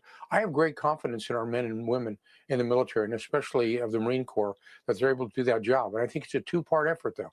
I just don't think you can only open the strait, but you can also go after Karg Island, which is basically the economic lifeline. See, I'm one of those believers that I know you're talking about boots on the ground and people rub their hands in a negative manner or basically clutch their pearls. But the fact is, over time, over history, the only way you solve a solution is to put boots on the ground and control the environment. You can do certain things from the air, you can do certain things from the sea, but there's time you have to occupy land, like I said earlier, just like the Romans did. General, I think you agree that we can't leave there with the Iranians thinking, okay, at any moment we can grab the Strait of Hormuz and we'll have ultimate leverage. We've already showed the world that. Somehow they got to be, they have to disassociate themselves with that conclusion. And this is probably the only way to do it, wouldn't you think? Well, yeah, because look, we've lived over 40 years with Revolutionary Guards. They're still going to be in charge out there. And they're an organization and a movement that has subdued the Iranian people over time. And I think they're just going to go back to the roots in 5 years or 10 years out there, just eliminate them. We have to have a different type of government, I believe, get rid of the theocratic government, put the mullahs back in the mosques where they belong, and let some type of government run Iran that's going. I'm not sure that Galibov is the right person, but he's the one we're going to be talking to. And give President Trump a lot of credit. At least he's willing to talk to him. But he's got that heavy hand of the military right behind him, and he's not afraid to use it. Absolutely. General Kellogg, thanks so much. Appreciate it. We killed all their leadership. And then they met to choose new leaders, and we killed all of them. And now we have a new group, and we can easily do that. But let's see how they turn out. We have really regime change. You know, this is a change in the regime because the leaders are all very different than the ones that we started off with that created all those problems. So this was, I think we can say, Jason, this is regime change, right? What makes you trust them? I don't trust anybody. I don't trust you. I mean, that's only because I know you. But if I didn't know you, I'd probably have more trust. But I don't trust anyone. Why bother Why do talking you? to them? Why do you say that? Why do you say what makes you trust? Do you think I trust them? I don't trust them Then why bother talking to them? because they're going to make a deal. They're going to make a deal. They did something yesterday that was amazing. Actually, they gave us a present, and the present arrived today. It was a very big present worth a tremendous amount of money. And I'm not going to tell you what that present is, but it was a very significant prize. And they gave it to us, and they said they were going to give it. So that meant one thing to me: we're dealing with the right people. Is that nuclear related? No, it wasn't nuclear related. It was oil and gas related. And it was a very nice thing they did. But what it showed me is that we're dealing with the right people. Because, you know, you don't know, because the leadership was killed, all gone. Khomeini, all gone. As the expression goes, the past supreme leader. And then the new supreme leader was racked up, at a minimum, racked up pretty good. And everyone else was gone. And then many of the people in the third tier are gone. But we're dealing with a group of people that I think turn out. And the present, the gift they made to us was very significant. And they said they were going to do it, and it happened. And they're the only ones that could have done it. Jennifer? Related to the Strait of Hormuz and the flow of... Yeah, it was related to the flow and to the strait, yeah. Heritage Foundation senior fellow, retired Navy captain, and former Pentagon official. Brent, welcome to you. So, I mean, this obviously would be a big change in the scope of the war as we have seen it. What say you at this point? Well, I mean, the potential entry of Saudi Arabia and UAE into direct conflict with Iran, I mean, they've been under blistering attacks for the better part of the last week and a half or so. And so the longer that Iran remains obstinate and resisting, you know, ending this war, the more likely that these neighbors that are getting attacked join it. Whether or not that moves the needle to quickening the end of this war, that'll be to be seen, quite frankly. General Keane weighed in earlier on what makes him skeptical about these talks. Listen. I'm highly skeptical. Why? Because this is a regime for 47 years. They are pathological liars and they're cheaters. And it's very difficult to take them at their word. I'm not saying don't try, but I think the president certainly and his negotiators know who these people are. And the president has given us some sort of indication that the people with whom they are talking are, quote unquote, reasonable. So do you have faith in these talks? Well, I would side with General Keane on this one. This is not the time to relent at all on the military front. If anything, it's to apply more pressure to ensure that the Iranians are serious about ending their nuclear program, ending the murder of their people on the streets. The key thing, though, is probably good to reflect back on why we are where we are today with this regime. After 47 years, the nature of it's one that they can't live with their neighbors in peace and with Israel. That's got to change. And they also have been a threat to American citizens. Well, over 1,000 of American souls have been passed because of this regime's terroristic attacks. And we need to find a place where a new regime is in Tehran that can meet that peaceful coexistence with their neighbors, Israel and the United States. And until that, we'll be back at this again in some near future. I'll put the New York Times headline up on the screen on the Saudi prince supposedly pushing President Trump to continue the Iran war. In these recent calls, Prince Mohammed bin Salman sees a historic opportunity to remake the region, according to people briefed by U.S. officials on the conversations. And we have heard this before, and we've heard this from President Trump as well, that we could see a whole new Middle East as a result. What do you imagine that looks like if all went as planned? Well, I think the first observation of that would be the expansion of the Abraham Accords, which even before this conflict was actually growing. Saudi Arabia was a potential joining into that back before the October 7th attacks in 2023. I mean, that's a glimpse of the future without this regime in Tehran spreading discord and chaos and murder across the region, and certainly even on our streets, attempted assassinations here. So definitely the world will be a better place with a different government in Iran, but it's important that it's up to the Iranian people to seize this moment. You know, well over a plurality, in some counts, 80%, want to see this theocratic dictatorship ended and a new page turned in Iran. I think those voices need to be heard. And again, it's for the Iranian people to act on. Have about They're given an opportunity. I have about 30 seconds left. I'll leave us off with what you see happening next with all of this. I think the next focus is going to be trying to restore some level of confidence that ships can pass through the Straits of Hormuz so oil prices can come down. That doesn't require a coalition, a formal coalition, but with the French sending a carry strike group and perhaps other allies stepping up, I think that's the type of message that'll send to the shipping world and to the insurers that it's safe to go through that strait, or at least safe enough for the shipping to pick up and the prices to come down. Yeah, just took a quick peek. Oil seems to be holding steady right around $92 a barrel right now. Brent, always good to get you on. Thank you very much. Thank you. All right, John. Let's bring in Power Us founder and former Army Special Ops Intel analyst Brett Velikovich. Brett, on the one hand, we have CENTCOM confirming more than 9,000 targets have been struck as a part of Operation Epic Fury. On the other hand, you have President Trump talking about this 5-day pause. Do you expect this pause to ultimately lead to a negotiated end to this conflict? And is Iran really looking for diplomacy?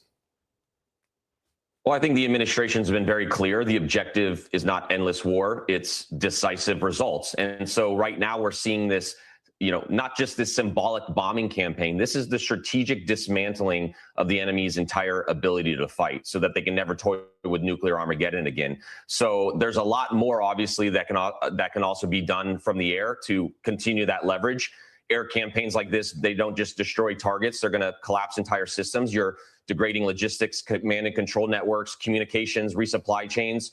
And I think what we're already seeing is that Iran's missile and drone output has dropped dramatically because of these strikes.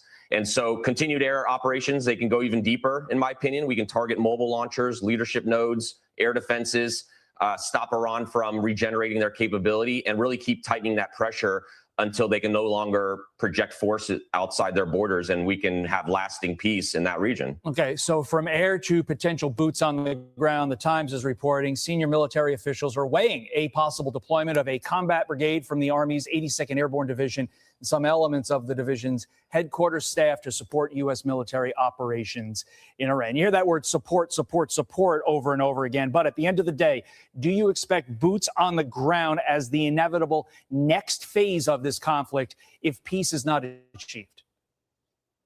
Well, Todd, look, in reality, there are limits to what air power alone can achieve. You can destroy infrastructure, you can degrade capability, but there are certain objectives that require physical control. You can bomb a position all day long, but until you control it, your enemy always has the ability to come back. And I think air power gets us maybe 80 to 90% of the way there, but high impact ground operations, if used correctly, secure that final outcome and close the gap. And that's why you're seeing these discussions about airborne troops, marine elements, potentially moving into the region, not for occupation, but for precision missions. We have to seize key positions, eliminate remaining threats, and then lock down these strategic areas that Iran uses to threaten global shipping and U.S. forces. And I think right now that Iran is really trying to bet that the United States doesn't have the will to finish what it started. They're not confused. They're a bit calculating. And right now they're calculating that we're not going to hit back hard enough. And that's why real American leadership here matters. President Trump's been dealing with a situation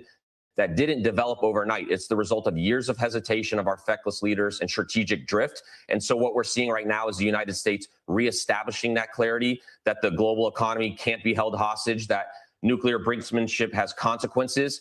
And our military right now, frankly, is the only thing standing between stability and total disruption in that region. So we need to do whatever it takes to ensure that total victory is secured. Brett, you mentioned the calculus going on in Iran. Listen to this. The Wall Street Journal is out with a report this morning that Saudi Arabia and the UAE, Iran's neighbors, are getting closer to actually joining the fight against Iran. In about 30 seconds, how would that impact this conflict going forward? Well, I think our neighbors are tired of it. If anything that these strikes have done has brought our allies closer and closer. Groups that normally would remain neutral are tired of taking Shahid strikes every single night and seeing their tourist centers bombed.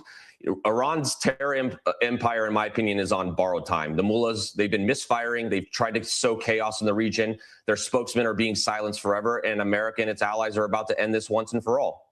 And now the question becomes, not only who are you negotiating with, but how many different groups are you negotiating with? You've got the secular, you've got the religious factions. Really, the common person like you and I doesn't really know who's in charge. Hopefully, the White House is negotiating with somebody who can actually end this. But to your point, Brett, we will see. Brett Velikovich, it's always a pleasure. Thank you, sir. Well, the other part of this is, of course, the oil, and oil prices plunged. Stocks surged after President Trump hit that pause button on attacking Iran's power grid. As the regime continues to block the Strait of Hormuz, the Dow had one of its strongest sessions, actually, in weeks yesterday, up more than 600 points. The price of West Texas crude, though, went down to about $88 a barrel, a nice, good sign. A live look right now at the Dow board as the markets continue reacting to this Iranian conflict. As you've just heard there, the strikes continue. Energy Secretary Chris Wright with this perspective. Gas prices hit $5 under President Biden with no conflict, no conflict that disrupted the flow of energy. We had gasoline prices below $3 a gallon, and we'll again have gasoline prices below $3 a gallon.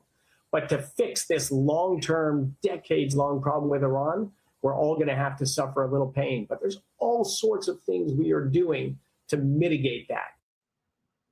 In focus now, Jackie DeAngelis, co-host of the Big Money Show on Fox Business. Jackie, great to have you. You know, the oil price fell a bit and the markets reacted as well to the president saying, we're going to hold off at least for 5 days on hitting these energy infrastructures inside Iran. Oil traders, they're looking for the Strait of Hormuz to reopen. That's what they're looking for. So what happens, Jackie, if there is no deal in 5 days? Well, that's the big question. This is week 4 of a war that was promised to be 4 or 5 weeks. And the markets are getting a little antsy. You see that volatility, especially on the equity side and also in oil. But that drop on Sunday night from $99 a barrel for West Texas to $88 shows you just how much speculation is driving this market now. We could be substantially higher if we did not have the supplies that we had here in the United States due to President Trump and his energy policy. So the market's going to give this another week. 5 days is on the table with respect to this pause, but it's going to want to hear that the Strait of Hormuz is open to see oil drop in any significant way. How President Trump achieves that, well, that's up to him and his team. Obviously, they're saying they're talking. That may be what they're doing. That may not be what they're doing, because he was talking about combined control of that strait. And I just don't see how forces work together and work with this particular regime, a terrorist regime, to share control of the strait. That doesn't seem realistic to me. Well, maybe we work with the NATO allies. The NATO Secretary General said that the allies are coming together to try to secure the Strait of Hormuz. But some experts out there are saying that even if we were to be able to secure the strait, it would take some time for us to untangle the backlog and the mess that we have in the strait right now with all of these oil ships backed up into a traffic jam. Some people are predicting weeks, even months. What do you think? Absolutely. It will take time, Aisha. You are 100% correct. But just that headline and just that sense of security, because the markets hate uncertainty, just that sense of security would definitely take the speculators out of the market and give you some immediate relief in oil prices. Because as I said, globally, we are well supplied. I just think that, you put that out there and people understand that we achieved our objectives. We're getting where we need to go. The strait is going to be open. The patience and the tolerance is there for that. It won't go to the $60 or $70 level immediately, but we'll start to inch closer towards that. Just very quickly, Jackie, before I let you go, the Energy Secretary is calling on these energy companies, oil producers, to pump out more oil. Are you getting a sense that they're going to do that, or is this still too much of a volatile, chaotic situation that they're a little scared?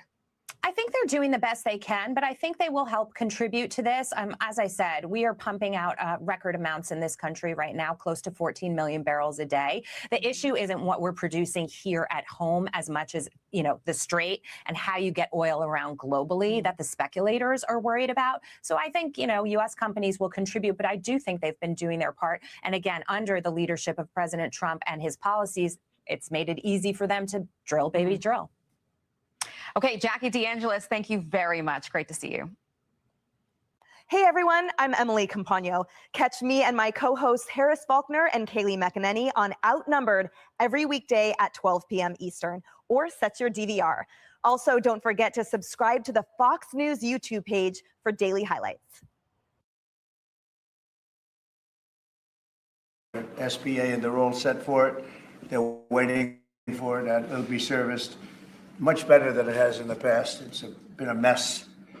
And also, Bobby Kennedy, the Health and Human Services, will be handling special needs and all of the nutrition programs and everything else. Rather complex, but that's going to be headed by and handled by Health and Human Services.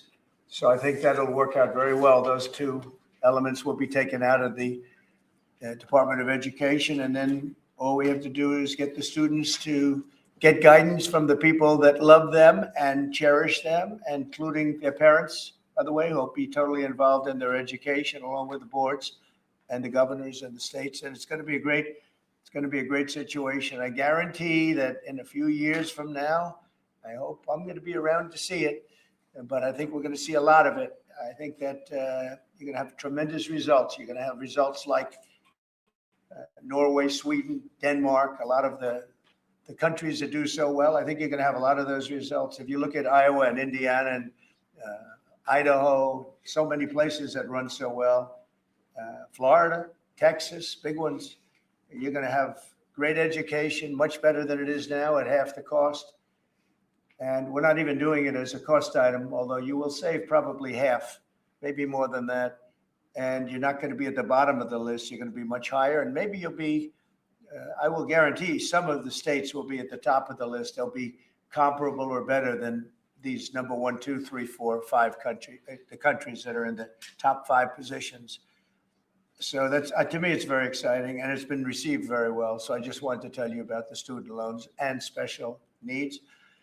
But we're here for a reason today that is very exciting, and I'm thrilled to announce that at my direction, the United States Air Force is moving forward with the world's first 6th generation fighter jet, number 6, 6th generation.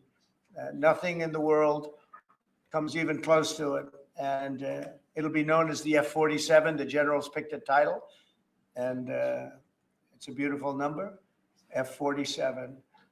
It's something the likes of which nobody has seen before in terms of all of the attributes of a fighter jet. There's never been anything even close to it, from speed to maneuverability to what it can have to payload. And this has been in the works for a long period of time.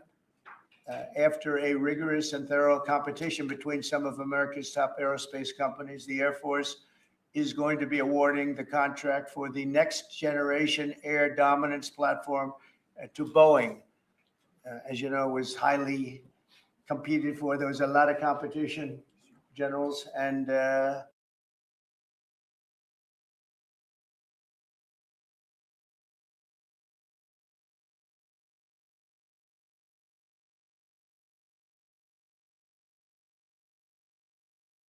I'm not sure what happened right there, but hang on for a second, you guys.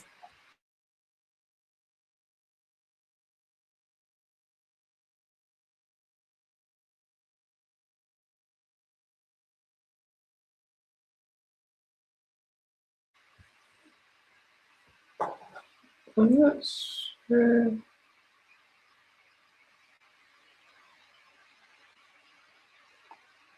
Okay. Doc, I'm sorry. I don't know what happened right there.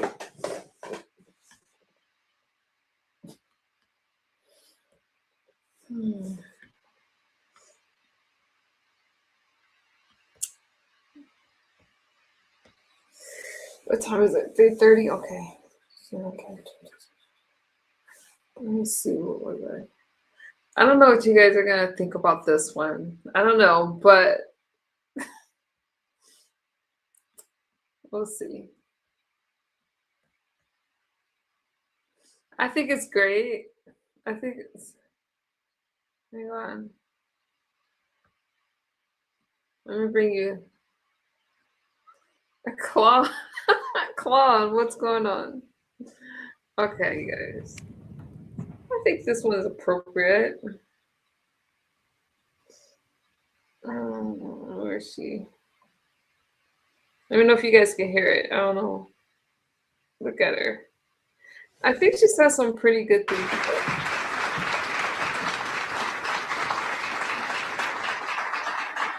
Good morning. Ambassador Crowley, Ambassador Waltz, Secretary McMahon, Deputy Secretary Landau, Director Crastius, Chairman Ferguson, Special Envoy for the Best Future Generations, Charles Harder. Thank you all for being champions, for fostering the future together. It is wonderful to receive such an impressive delegation of world leaders, first spouses, and be best in class tech companies, all with a shared purpose to empower our next generations, advancement in technology and education. Welcome, Albania, Antigua and Barbuda, Aruba, Bosnia and Herzegovina, Bangladesh, Belize, and Bolivia. It is my distinct honor to have Burundi, Cabo Verde, Congo, Costa Rica, Dominican Republic, Ecuador, Equatorial Guinea, Estonia, France, Gambia, Georgia, Ghana, and Guatemala here in Washington, D.C. Greetings, Israel, Kenya, Kosovo, Lithuania, Malta, Malawi, Montenegro, Morocco, Nigeria, North Macedonia, Palau, Panama, and of course, Paraguay. Hello, Poland, Romania, Senegal, Serbia, Seychelles, Sierra Leone, Slovenia, St. Kitts and Nevis, Ukraine, and UAE. As people, we dream. As leaders, we progress. As nations, we will build. Beginning today, let's accelerate our new global alliance, this bond, to positively impact the progress of our children. Welcome, members, to the inaugural meeting of Fostering the Future Together. Our coalition's mission is to empower children by providing greater access to technology and education. This is a historic moment in time. Our key driver, to cultivate the skills young people need to be successful in this rapidly evolving world. Fostering the Future Together will achieve this by creating innovative learning programs, advocating for supportive education policies, sponsoring new tech-focused legislation, and building strong partnerships between the public and private sectors. Each of you has a vital role to play in shaping the tech ed opportunities for the next generation. Fostering the Future Together's collaborative platform will serve as a capability multiplier for members. This added benefit is derived directly from our coalition's foundational elements: AI, education, and global leadership. Our shared vision prioritizes children above political philosophy, geographical borders, and local prejudices. To turn this vision into action, I invite each of you to participate, commit to hosting a regional meeting, conduct a research study, advance new partnerships, collaborate with another member nation in your region of the world. Magic happens in our nation's capital, particularly when the private and public sectors join forces. Today's meeting is unprecedented. I commend America's leading companies for convening with us today. Never before have so many tech visionaries stood before such a large global audience of leaders in the State Department and the White House over the two-day period. Nowhere else could such a concentration of excellence be assembled, from AI pioneers like OpenAI, Palantir, and xAI, to tech platforms like Google and Meta, creative engines like Adobe and Microsoft, plus human connectivity through Zoom communications. This room is filled with extraordinary human capital. Leaders, harness it to elevate your children, to empower your people, and to accelerate your economies. Our Coalition for Leaders will improve our future, but only by supporting concrete initiatives that equip young people with the skills and knowledge they need. Together, let's invest, expand success, and create opportunities for education and technology. I wish everyone great success during Fostering the Future Together's Global Coalition Summit. There is much to accomplish over this two-day period, and this is only the beginning. Thank you.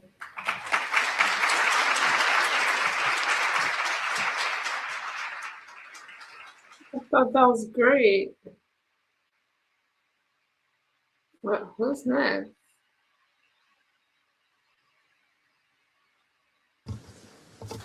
Well, good morning. Good morning, Your Excellencies. I am Ambassador Monica Crowley, Chief of Protocol of the United States, and it is such an honor and a delight for me to join you here today in this incredibly important initiative launched by the First Lady of the United States, Mrs. Melania Trump. We're so honored to be joined by first spouses, distinguished guests, and industry leaders here at the United States Department of State. What a delight to hear those opening remarks from our First Lady, Melania Trump, who has gathered us all here today under the auspices of her visionary Fostering the Future Together initiative. We now look forward to hearing from all of you as we kick off our working session. The working session will be divided into 4 different topics. That's fine. That's fine. That was sweet. I thought she was good, you guys. I don't know what y'all talking about. She has an accent. It's no big deal. It's no big deal.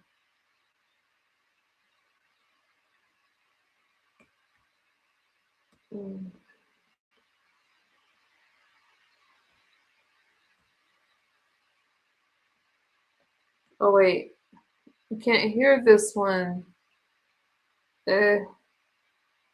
You guys can't hear this video that's playing right now. Hang on. I think something's wrong with this video. Let me try it again. What time is it? 30.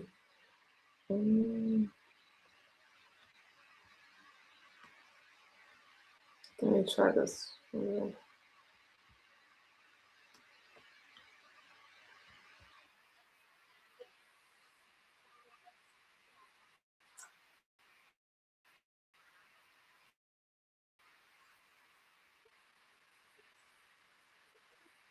With the National Transportation Safety Board, and he's here on his training launch. To my right is Doug Brazy. Doug is our investigator in charge, or IIC, as we refer to the investigator in charge. Again, he's a senior aviation accident investigator that has been with the board for 34 years. So today, as I mentioned yesterday, today's our full first day on scene. And we have a lot to cover. In fact, we started the morning with a 2-hour meeting just to organize our investigative groups and walk through what we needed to accomplish today. Fortunately, the entire NTSB team has arrived. Like I said, yesterday we had significant delays with investigators getting here due to backups of TSA lines. And in fact, I understand that this press conference had to move because the lines were actually wrapping around the building. But I do have a lot of investigative information to share today. First, as I mentioned yesterday, we were able to take possession of the cockpit voice recorder and the flight data recorder. That was at 9:57 a.m. Eastern Daylight Time. Our local investigator, had immediately began a trip down to our headquarters in Washington, D.C. to take the CVR and FDR to our labs for downloading and for analysis. We do have some preliminary information to share from the final 3 minutes of from the cockpit voice recorder. And again, I just want to say it's preliminary and is subject to change. And for that, I'm going to turn that piece over to Doug Brazy. Thank you, Madam Chairwoman. The airplane was equipped with an Akron Aviation Model Survivor 25 cockpit voice recorder and an Akron Aviation Model FA2100 flight data recorder. The cockpit voice recorder contained more than 25 hours of good quality audio across 4 separate channels. The flight data recorder contained approximately 80 hours of data and recorded more than 400 parameters. The NTSB will convene a cockpit voice recorder group scheduled for tomorrow at the NTSB headquarters in Washington, D.C. to review the accident flight recording and produce a written transcript. The following is a summary of events captured on the cockpit voice recorder during the final 3 minutes of the recording. All times are referenced to the end of the CVR recording. 3 minutes and 7 seconds prior to the end of the recording, the approach controller instructed the airplane to contact LaGuardia Tower. At 2 minutes and 45 seconds, the flight crew lowered the landing gear. At 2 minutes and 22 seconds, the flight crew checked in with the LaGuardia Tower. At 2 minutes and 17 seconds, the LaGuardia Tower cleared the airplane to land on runway 4 and advised that they were number 2 for landing. At time 1 minute and 52 seconds, the flight crew set the flaps to 30 degrees. At 1 minute and 33 seconds, the flight crew set the flaps to 45 degrees. At 1 minute and 26 seconds, an electronic 1,000 call out occurred from the enhanced ground proximity warning system, indicating that the airplane was 1,000 feet above the ground. At 1 minute and 12 seconds, the flight crew confirmed that the landing checklist was complete.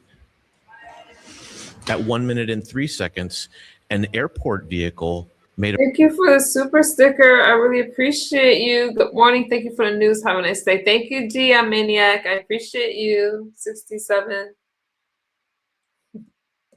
a radio transmission to the tower, but that transmission was stepped on by another radio transmission, and the source of that of who made that transmission has yet to be identified.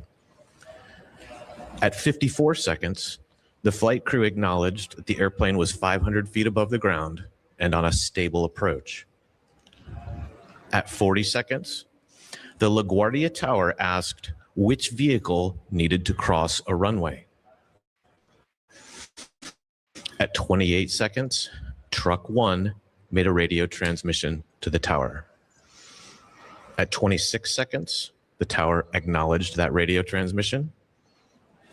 At 25 seconds, Truck 1 requested to cross runway 4 at taxiway Delta. At 20 seconds, the tower cleared Truck 1 and company to cross runway 4 at taxiway Delta.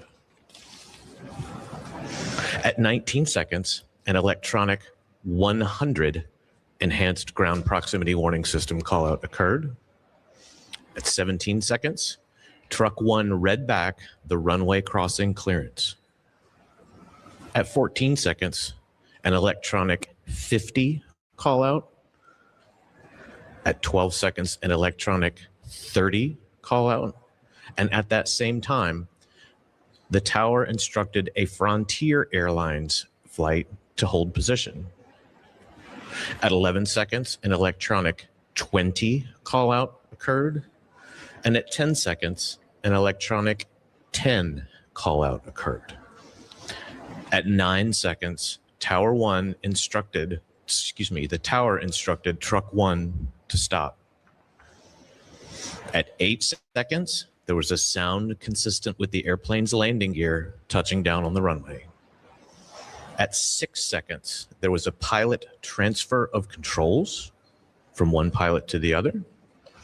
And at 4 seconds, the tower again instructed truck 1 to stop. At 0 seconds, the recording ended. Thank you, Madam Chairwoman.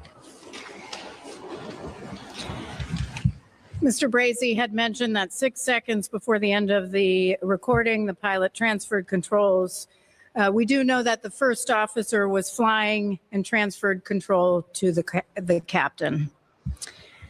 With respect to aircraft rescue and firefighting operations, we will be developing a timeline of events.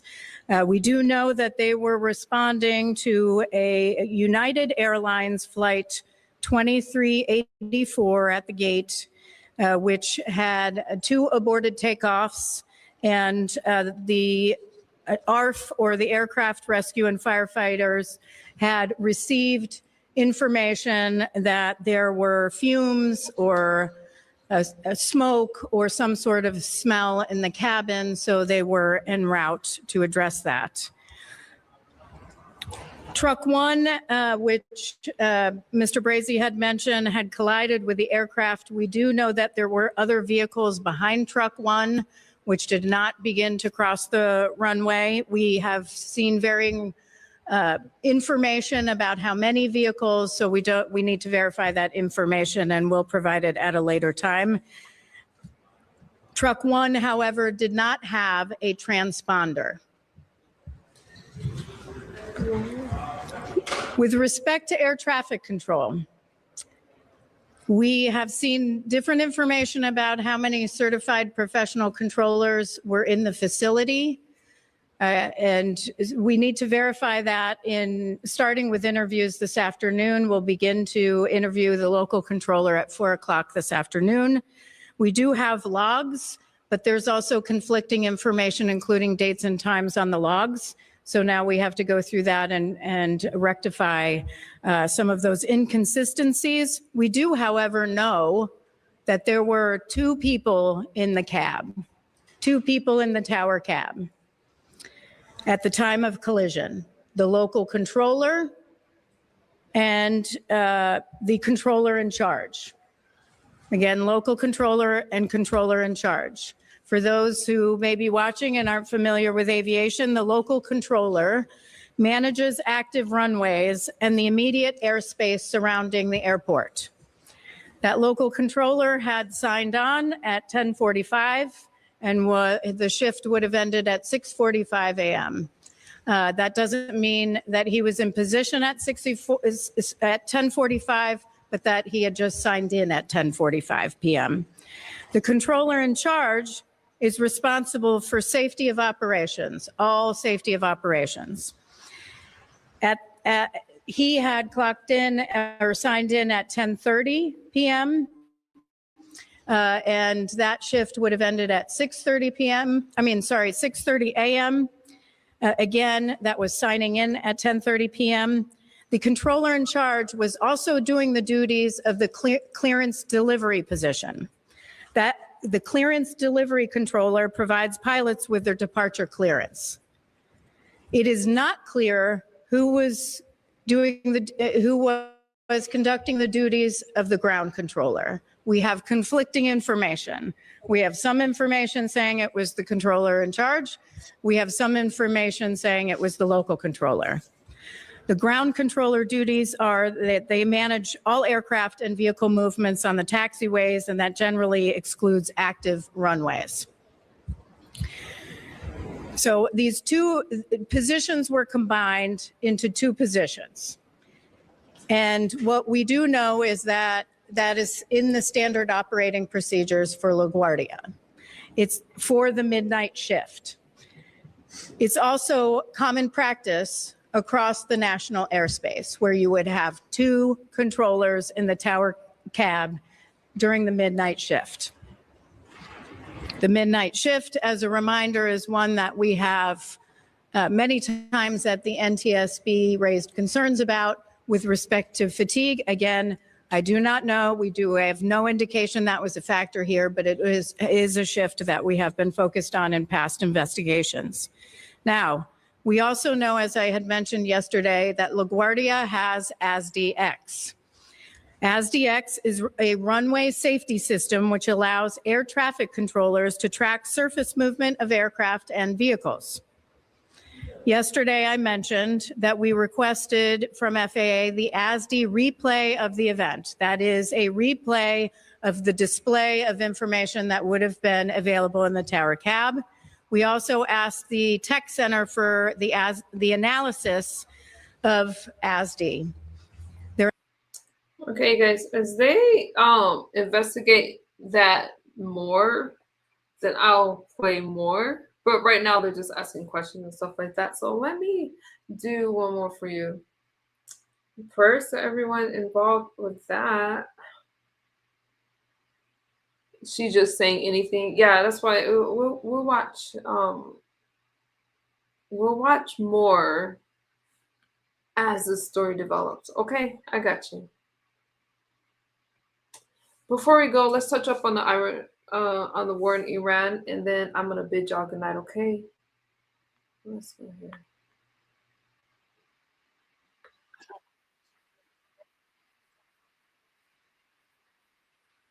It's a light infantry parachute assault unit, usually the tip of the spear, and can deploy anywhere in the world in less than 18 hours. Central Command has already bombed a ton of targets on Kharg Island. You'd expect the paratroopers to drop in at night, secure airfields, do a quick repair job on the strip, and pave the way for the Air Force and Marines to deliver more men, armor, and gear. It's risky, but once you control that island, you control Iran's economic lifeline. All this as more elements of U.S. Special Forces move into the Gulf. A recent surge in C-17 flights into the region indicate a light ground strike force could take action imminently.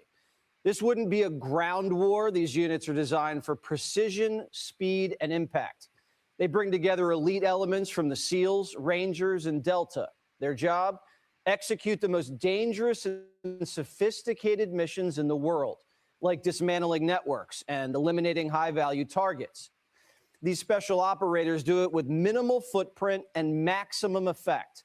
If there's a decisive blow to strike, these are the men to do it. Here's Lieutenant General Keith Kellogg. I'm a big believer in putting boots on the ground, not necessarily into Iran, but taking Kharg Island and also taking the Strait of Hormuz. Look, we kind of need to do it the way the Romans used to do it. As this elite task force gets into position, what's left of the Iranian military is being crippled. We've achieved air supremacy, so our B-2s are refueling mid-flight and continuing to drop heavy ordnance. And we're getting help from the British. B-52 bombers now launching strikes from RAF Fairford in Britain with a full complement of 24 2,000-pound satellite-guided penetrator bombs. Those normally need to be dropped 5 to 15 miles from the target. All this is happening as we enter day 2 of the negotiations with the Speaker of the Iranian Parliament. The regime's now come under pressure from its last 2 allies. The Chinese and the Russians are telling Tehran to lay off the strait and cut a deal before Trump seizes the oil. But even though the United States is in peace talks with the Iranians, both sides still letting it fly. You can see first responders here that are at the scene of a ballistic missile impact in Tel Aviv. The side of this apartment building totally sheared off as the first responders are working to remove rubble and debris from this area. Multiple people were injured during the last Iranian ballistic missile barrage, and a significant amount of destruction was caused to the street, cars on the street, an apartment building sheared off of the side here in the northern part of Tel Aviv. Iranian command and control is shot, so lone survivors are shooting till the powder runs dry, sometimes indiscriminately into residential buildings, sometimes at American allies. British special forces had to repel 14 Iranian kamikaze drones just last night in Iraq. But the president says it could all be over soon. They have no anti-aircraft equipment left, no radar left, no leaders left. The leaders are all gone. Nobody knows who to talk to. But we're actually talking to the right people, and they want to make a deal so badly. You have no idea how badly they want to make a deal. And we'll see what happens. The Secretary of War says the U.S. military is performing exquisitely. Never has a modern military been so rapidly and historically obliterated, defeated from day one with overwhelming firepower. That's why we see ourselves as part of this negotiation as well. We negotiate with bombs. You have a choice as we loiter over the top of Tehran, as the president talked about your future. The president has made it clear that you will not have a nuclear weapon. The War Department agrees. Our job is to ensure that. We told the mullahs we'd turn the lights off, and within hours, they came to the table. And they brought a gift. They did something yesterday that was amazing, actually. They gave us a present, and the present arrived today. It was a very big present worth a tremendous amount of money. And I'm not going to tell you what that present is, but it was a very significant prize. And they gave it to us, and they said they were going to give it. So that meant one thing to me: we're dealing with the right people. Is it related to the Strait of Hormuz and the flow? Yeah, it was related to the flow and to the strait, yeah. Text me at the end of the show what you think the gift is, because I have no idea. We do know the Iranians can't bribe their way out of this. The American objectives haven't changed. Remember, it all starts with they cannot have a nuclear weapon. Just, you know, I said yesterday, they said, what are the top 10? I said, well, number 1, 2, and 3 is they can't have a nuclear weapon. And they're not going to have a nuclear weapon. And we're talking about that. And I don't want to say in advance, but they've agreed they will never have a nuclear weapon. They've agreed to that. Iran's told every administration they don't want a nuclear weapon. So that's a lie. So what's changed? Now they can't do anything about it when we verify it. That's why Trump says he's going to go in and take the uranium. And this just in, the New York Times reporting that the Trump administration has delivered to Iran, by way of Pakistan, a 15-point peace plan. The New York Times reports that Iran may have trouble delivering a quick response. Senior Iranian officials have been struggling to communicate internally, and they worry Israel could just bomb them if they meet in person. And we reportedly gave the Iranian speaker immunity, so no one's going to kill him for the next 5 days or 4 days. An Israeli source says Trump's also demanding zero uranium enrichment. Zero. Now, why aren't we negotiating with the new Ayatollah? Exactly. No one's seen him or heard him. The Iranian people now have a new nickname for the gay supreme leader. You ready? The cardboard Ayatollah. The whole world's waking up to the Iranian threat. Arab nations are accusing Tehran of committing terrorism against every country on earth. It's not just the senseless drone attacks and blocking oil tankers. Iran's blocking the flow of fertilizer. A lot of people are going to go hungry if the regime doesn't surrender. They've even gotten the Saudis and the Israelis on the same page. Imagine that.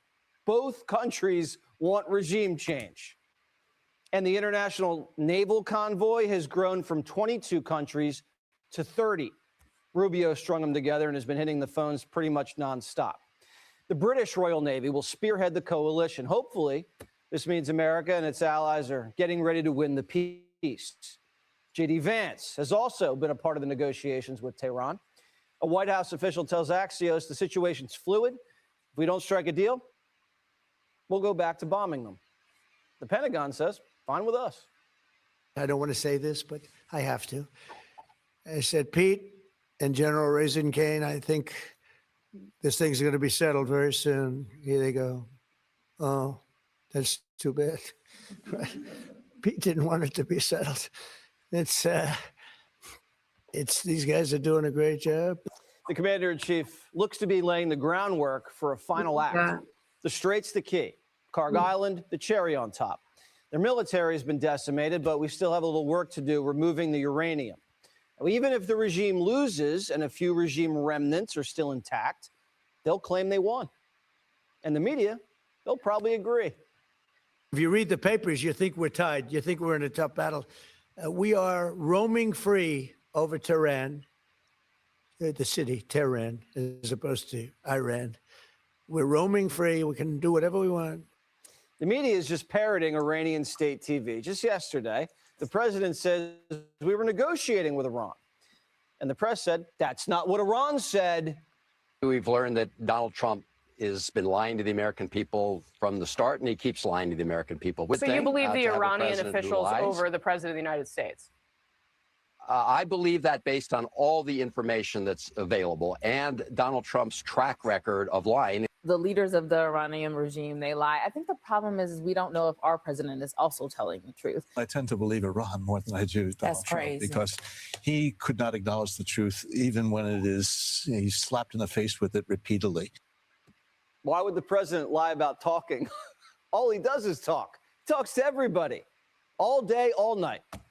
He was talking to Maduro hours before he snatched him in his PJs. Now, Obama's CIA director, he's running a psyop. He's trying to undermine the commander-in-chief 3 weeks into a war by spitting enemy propaganda. Or he just has TDS. Brennan lied about Russia, the laptop, Biden's brain. Who cares what he says? Brennan and his boss, Barry, gave the Mullahs billions in cash and believed them when they said they weren't building a nuke. Oops. Hour later, Brennan looked like a fool. There's important breaking news coming into the Situation Room. We're now learning from a senior Iranian source that there has been an outreach between the U.S. and Iran. So Wolf will take the cardboard Ayatollah's word for it, but not the commander-in-chief's? Listen, politicians lie during war, both sides. You have a right to question what they say, but we're 3 weeks into this thing, and Iran's military is almost gone, and we're zeroing in on the oil while we're talking peace. I think it's going well. Now, I don't know how it's going to turn out, but I'm hoping it turns out well. JP Morgan's CEO, Jamie Dimon, says if this thing does go well, the payoff for America will be huge. I think the Iran war makes it a better chance in the long run. It's probably riskier in the short run because we don't know the outcome of it. That attitude, that is not what the attitude was 20 years ago. They all want it. They can't have neighbors like, can lob ballistic missiles into their data centers thinking that people would put $10 billion in a data center. So the next hours are critical. If Iran's serious about a deal, we'll get there. If they refuse, Trump's justified to take the strait and seize the island because American paratroopers are almost there. Want even more Fox News on YouTube? Become a Fox News Patriot today. Click join to find out how.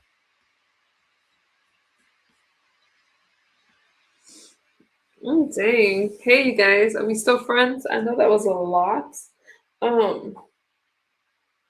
So some people will tell you that America is losing this war with Iran. Donald Trump clearly says that we are winning. I'll just keep reporting on it. Thank you guys for hanging out with me on my birthday. I will probably do a regular stream later. I'm getting cross-eyed, so I gotta lay it down. I'm gonna get a workout in before work.